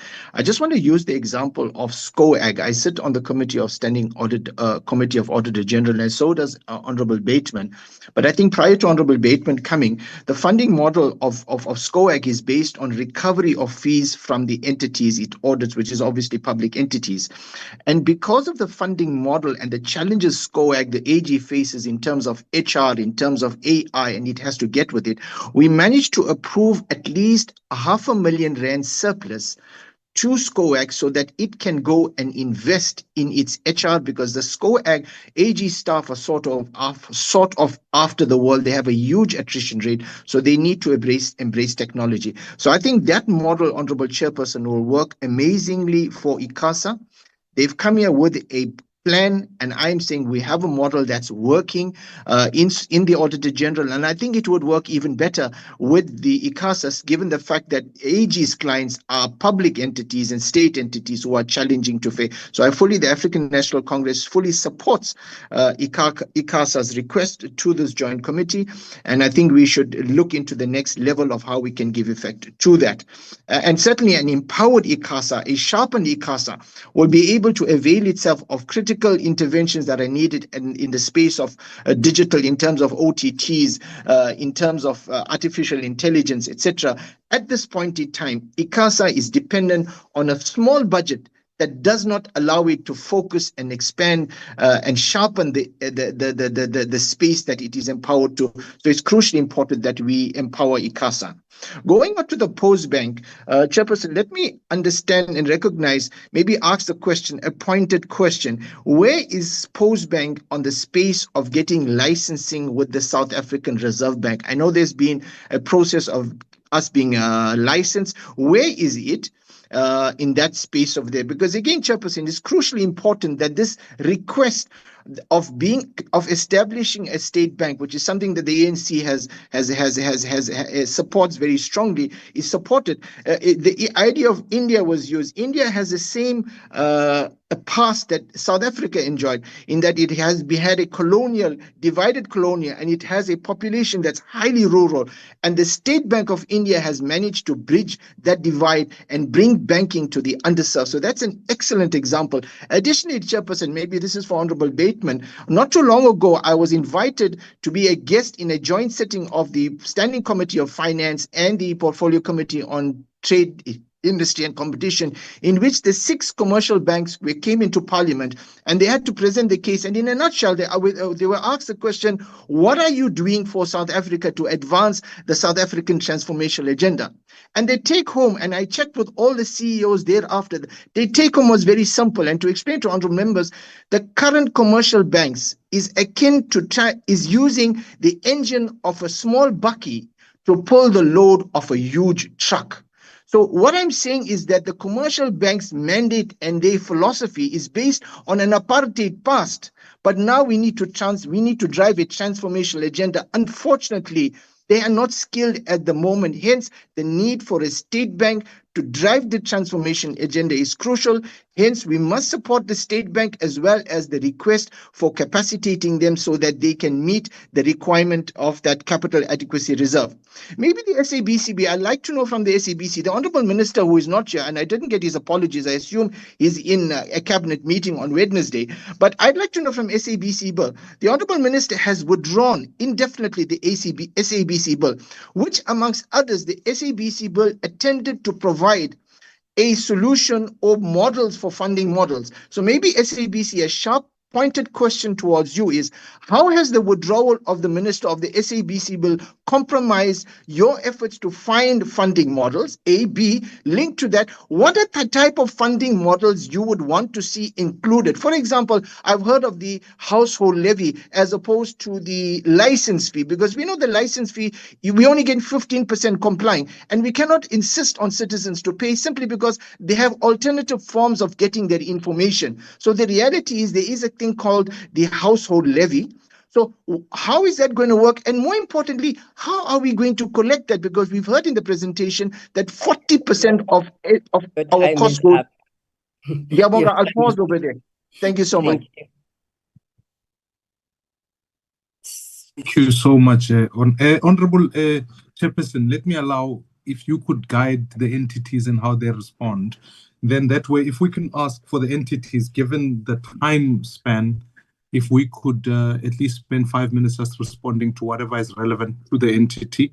And then what I can give as a commitment is that, one, the document flow will be allowed. If we can get the documents, certainly today being Wednesday, we can get them today, we can then begin to workshop them so that by Friday, some of this input is put on the table, and then we will write back in response in this regard. So, Honorable Chairperson, let me hand over to you so that we can work with the entities respectively. You know their respective members in each of them. Thank you. Thank you very much, Chairperson. Maybe let's go in the order that we started with the SABC, followed by the Postbank, by SAPO, Postbank, and then ICASA. I am requesting that you leave at least 5 minutes towards 1 o'clock for the Deputy Minister to make his closing remarks. CEO? Thank you, Chair, and thank you to both chairs. I'll just be quick, and then the chairperson can come in for any question that I might have mistakenly omitted. I'll start with the TV licenses, and I think there were a lot of questions around that. How much will the zero rating give the SABC? Based on the current collection, it's going to give us about 100 million rand back to the SABC if that it was zero rated.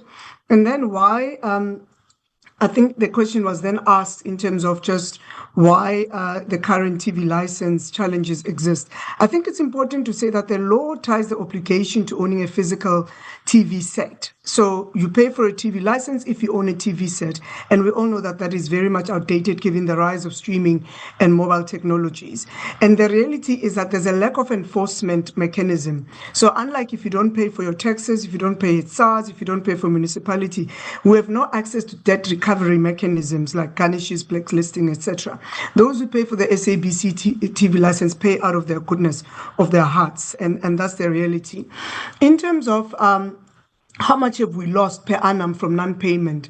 The way we calculate it is we look at how much we've billed versus to how much we've collected. So for the previous financial year, for example, we billed 4.3 billion rand and only collected around 800 million rand. That just goes to show you just the evasion rate on those with bill. And that doesn't even calculate those who acquire, for example, new TV sets. So that's very important to understand that. Then there was a question in terms of misinformation and disinformation. The reality is that to actually overcome that, it requires a multi-sector, multi-pronged approach. But the public broadcaster plays a very massive role simply because of reach and scale. And the fact that you are the bearer of the news, you are the platform in which people consume news. But the reality is that more and more people are consuming news via digital platforms where, as I said earlier, there's an echo chamber. If you look at the algorithm, if you search in a certain way, that's what it's going to feed you. So if you have certain beliefs, that's all that you're going to be getting. You're never going to fact check, etc., and you're going to believe on what you get. So that's the reality. But the difference with public sector media is that we've got independent fact checking, we've got guardrails in terms of what we report. Is it always 100%? No, but it's a much better scale than you find in social media, etc. And then also there's the regulatory side that is very critical in combating misinformation and disinformation. However, with the public broadcaster playing a very important role. And then there was a question about the SABC business model. We have what we call Strategy 2030, which is the 5-year strategy for SABC. And in there, it really captures the SABC business model, which talks about an SABC transformed for a digitally transformed age. So whereby we're very clear that we are in the content business supported by multi-platform, multi-platform technology. So, but what's important there for the SABC to effectively be successful, that regulatory parity, and earlier members spoke about it, that no one is burdened with the public mandate that the SABC is burdened with. And it's something that we really need to consider. And then just in closing, before I hand over to the chair, is that there's something we need to be aware of, and I think it was Honorable Maimane who was talking about mechanisms available for disbursements of funding. That in 2025, for example, the spectrum was sold to the telcos, and the broadcasters were asked to vacate, and SABC being one of them, the spectrum above 600 megs. About 14 billion rand was raised through the spectrum auction, but no allocation of that revenue was ever given to SABC. So all the money went straight to the fiscus, and not a percentage of that actually went. And then also between 1996 to 1998, 6 radio stations, which had become one of the biggest commercial radio stations in the country, were carved out for whatever reason from the SABC and sold to private entities. Proceeds of those sales were never ever shared with the SABC. So there is a history where assets actually get sold, but the SABC does not benefit from the sale of those assets. And I'm going to hand over to the chair of the SABC just to speak to some of the matters I might not have overlooked. I understand that I am rushing, but I'm just taking cognizance of time. Thank you, Chair. Via you to the chair of the SABC. Thank you, Chair. Through you, I'll just speak to one issue, or I think maybe two, in the interest of time, and I will maybe respond to the views expressed by Honorable Bateman and Honorable Weglin in one response. Honorable Bateman spoke about consideration of private equity capital, and Honorable Weglin speaks about public-private partnerships. I think for us, we are more aligned to the position that has been put forward by Honorable Maimane, that for the SABC, we don't see private equity capital as an option, for the simple reason that private equity capital investment will certainly be for expectation of return on profits, which by implication would mean that there is a huge risk that the SABC might veer off social considerations, which means issues like focusing on programs that are about religion, culture, education, children, and so forth, which don't necessarily make money, may then start to be, to be compromised. Also, the all-important question of the democratic project can be compromised because private equity capital can have its own agendas.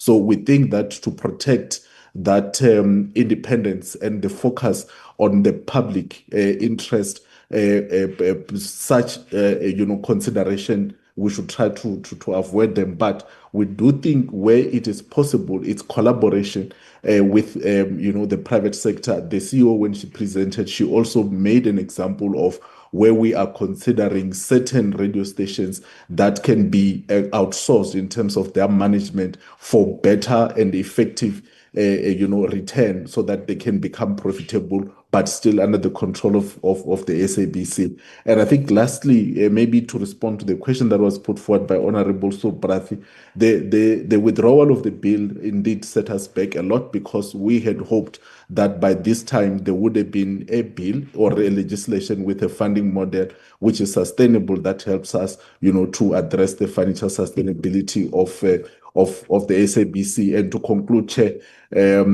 collection mechanism, we think that amongst other things, the revenue service can be used as a collection agency to ensure that there is better collection of the household levy as proposed. Thank you very much.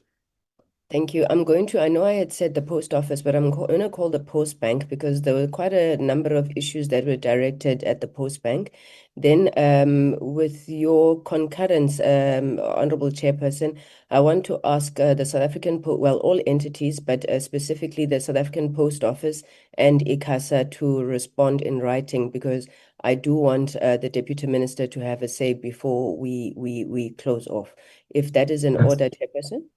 That is perfectly fine. I think in the interest of time, that'll be fine. Yeah, thank you. Thank you. Ms. Mangashe? Thank you, Chair, and I'll try and be brief. And thank you, chairs of the committee. Perhaps maybe as a starting point, I can't not come back to the argument of whether we do need a state bank or not, and I'll be quick, Chair. I think that the one thing that we must never underestimate, that although the current financial architecture within South Africa absolutely sophisticated, there is a process, there is a problem that is still exclusionary. It's still not taking care of the populations that I think so many people mentioned here. And therefore, a state bank is still needed. There's still over 7 million South Africans that are unbanked. And again, I think we must never underestimate the impact of having a state bank and commercial banks, because our argument is never one or the other. But absolutely the mandates are different. Absolutely the commercial banks run on a risk return discipline, and we try and balance those. We're still targeting the informal workers, rural communities, micro enterprises that are absolutely excluded and underserved. And again, the private sector can't absolutely deal with it alone. We do need to partner with them. So we would love to engage more on this argument. I think with Honorable Mr. Bateman on the reason why we need a state bank. And going back into the other questions, there was one question on whether we can collaborate on the closed post office branches. Absolutely, we can. I think we are still, to an extent, using the post offices, but they do need the funding to upgrade, because we are regulated and need to be compliant, and therefore the space within we operate in, it does require certain compliance matters. For instance, their systems to ensure that we're still compliant do need to be upgraded to help us with that. I think another question, what have we done to upgrade? Absolutely, we've done a lot in terms, I think Honorable Mr. Chabeling was talking, or Crown Prince was talking about whether we have upgraded and digitized. We would absolutely love to do that, but we mustn't forget that Postbank has only been separated from a post office operations and systems, which are not necessarily banking. They're legacy systems were designed to service a post office. Therefore, Postbank is on the journey to build proper banking systems. We have, as shared before, already invested $500 million to do that. That's how we could resolve some of the issues of the Reserve Bank in terms of the variation notice. That's how we could get some compliance from our side. But that's exactly why we're here, asking for more money so that we can digitize and actually get better at what we do. There was a question, I think, Mr. Mamela, absolutely agree with your, in fact, we were just talking with my team around identifying entities or other departments within government, which we believe they do what a bank should do. And we make an example of the home loan gap. And again, this goes back to Mr. Bateman's argument, because banks currently can give you a home loan, but they never actually qualify, close the 100% gap. Now, my argument is that what do we do with those people who still need a home loan and can only afford a certain amount, but their house which they're targeting needs a close gap of the 10%, because banks will cover you up to 80% and 90%. What now we are saying is that there's someone who needs to close that 20% gap. And Mr. Mamela, I think your question is that shouldn't that then be serviced by the Postbank? We absolutely agree with you. We believe that we have the services, we have the capability, we have the auditability, we have the compliance to actually do that in a manner that supports government to do that. That's why we recognize that SASSA, we should actually, and not to say it should not go to other banks. Currently, SASSA customer has an option in terms of where we bank. Therefore, we are not by any way mandating and forcing anyone to bank with Postbank, but we offer something that differentiates us from the private sector. So we agree with the exercise to look at what other banking capabilities is government doing through other perhaps entities that we believe are actually banking processes, and perhaps a conversation around consolidating those and giving to the bank to do them. And again, this is not taking from commercial banks. This is what government is already doing, but we're saying consolidate and ensure it's done properly. Going back again to the argument of a state bank. There was another CEO, one. thank you. Oh, thank you. The same directive, CEO, if you could please just have those responses in writing. I think the chair did ask that it is done by today. Honorable Deputy Minister, can I invite you to have the last word? Thank you, Honorable Chair. I guess maybe there will be a temptation. One must express his gratitude on the initiative and the productive engagements in review that have taken place. There has been an interface of a number of views, which in my view are taking this advocacy forward. Because the keyword is what Honorable Vilaga said, is a logical one, that we are talking about a funding primarily to perform the public mandate. So I think quickly, because I know we don't have time, there's one issue. For instance, if you speak to Honorable Beckman, that's why I said there will be a risk of debating of a war between neoliberal and versus public sector ideologues. Because a number of times an impression is created that perfect market does exist. And the fact that ideal perfect market does not exist, it means sustenance of inequality. If there could be no state intervention, it means those who are not at equalization, those who are not the beneficiaries of the equalization of goals, will suffer forever. And that will undermine the development of humanity in a broader scope. But it's a discussion for another day. I want to say, Chair, this discussion, as I've said, is going to go on, be ongoing until when we reach a consensus on what really must be done. For instance, Honorable Wakelin says they must produce a plan. Plans have been tabled, yeah, in my understanding. I think what we need to do maybe is to, with humility, to ask Mr. Wakelin and others to critique the weakness of the plans at the disposal. I said, Honorable Maiman says, circulate the documents so that we can be able to critique them and then be able to respond them on an informed basis. What am I trying to say, Chair, is that we are going to ensure that we align with this championship, respond to a number of questions that have been raised in what you call in writing. And again, the issue of state bank, it would destabilize private sector. The biggest question must be asked. India is one of the leading economies in the world now.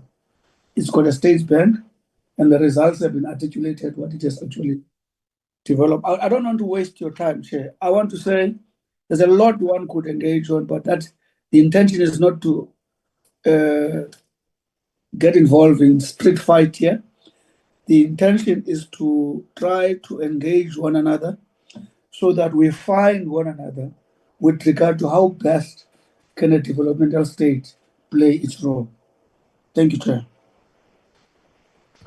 Thank you. Thank you very much, Deputy Minister. Let me thank the leadership of the entities and the departments for their contributions as we await the documents.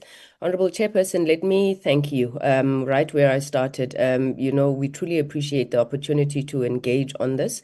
I believe that this meeting has been particularly productive in terms of what we are seeking to do. And really, a lot of it is showcasing the work that has been done and obviously the support that we require. So thank you very much, and over to you. No, thank you. Thank you very much, Honorable Chairperson, and to the leadership that is here. The last time some of us had a thorough engagement on some of the entities was when the set-top conversation was still going on. So you can appreciate that, at least at a personal and a selfish level, we've been able. I think the organizing question you put forward up front is to say, this is not just a question of funding. It's about an appreciation of mandate. And if you can then have an appreciation of that, it's a bit like social grants. If you have an appreciation of what social grants exist to do, you then don't ask the question, you ask the question, how do you fulfill that mandate? And I think, and I'm not suggesting by any matter of means that any of the entities are social grants. I'm merely just speaking to the broader developmental objective. May I just ask, even some of the entities whose questions, there were some questions that members would feel were not sufficiently ventilated on questions of disinformation, etc.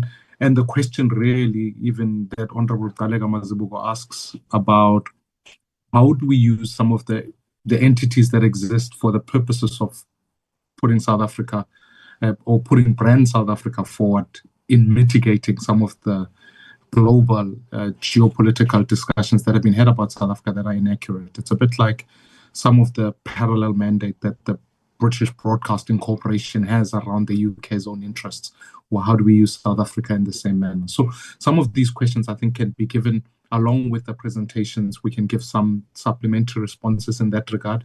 And you can have my undertaking, certainly by Thursday, we'll be able to revert back to you about, or by Friday, revert back to you about where some of these inputs find themselves in our presentation to Parliament, and then what steps I think would be appropriate to take going forward. But I truly appreciate this engagement.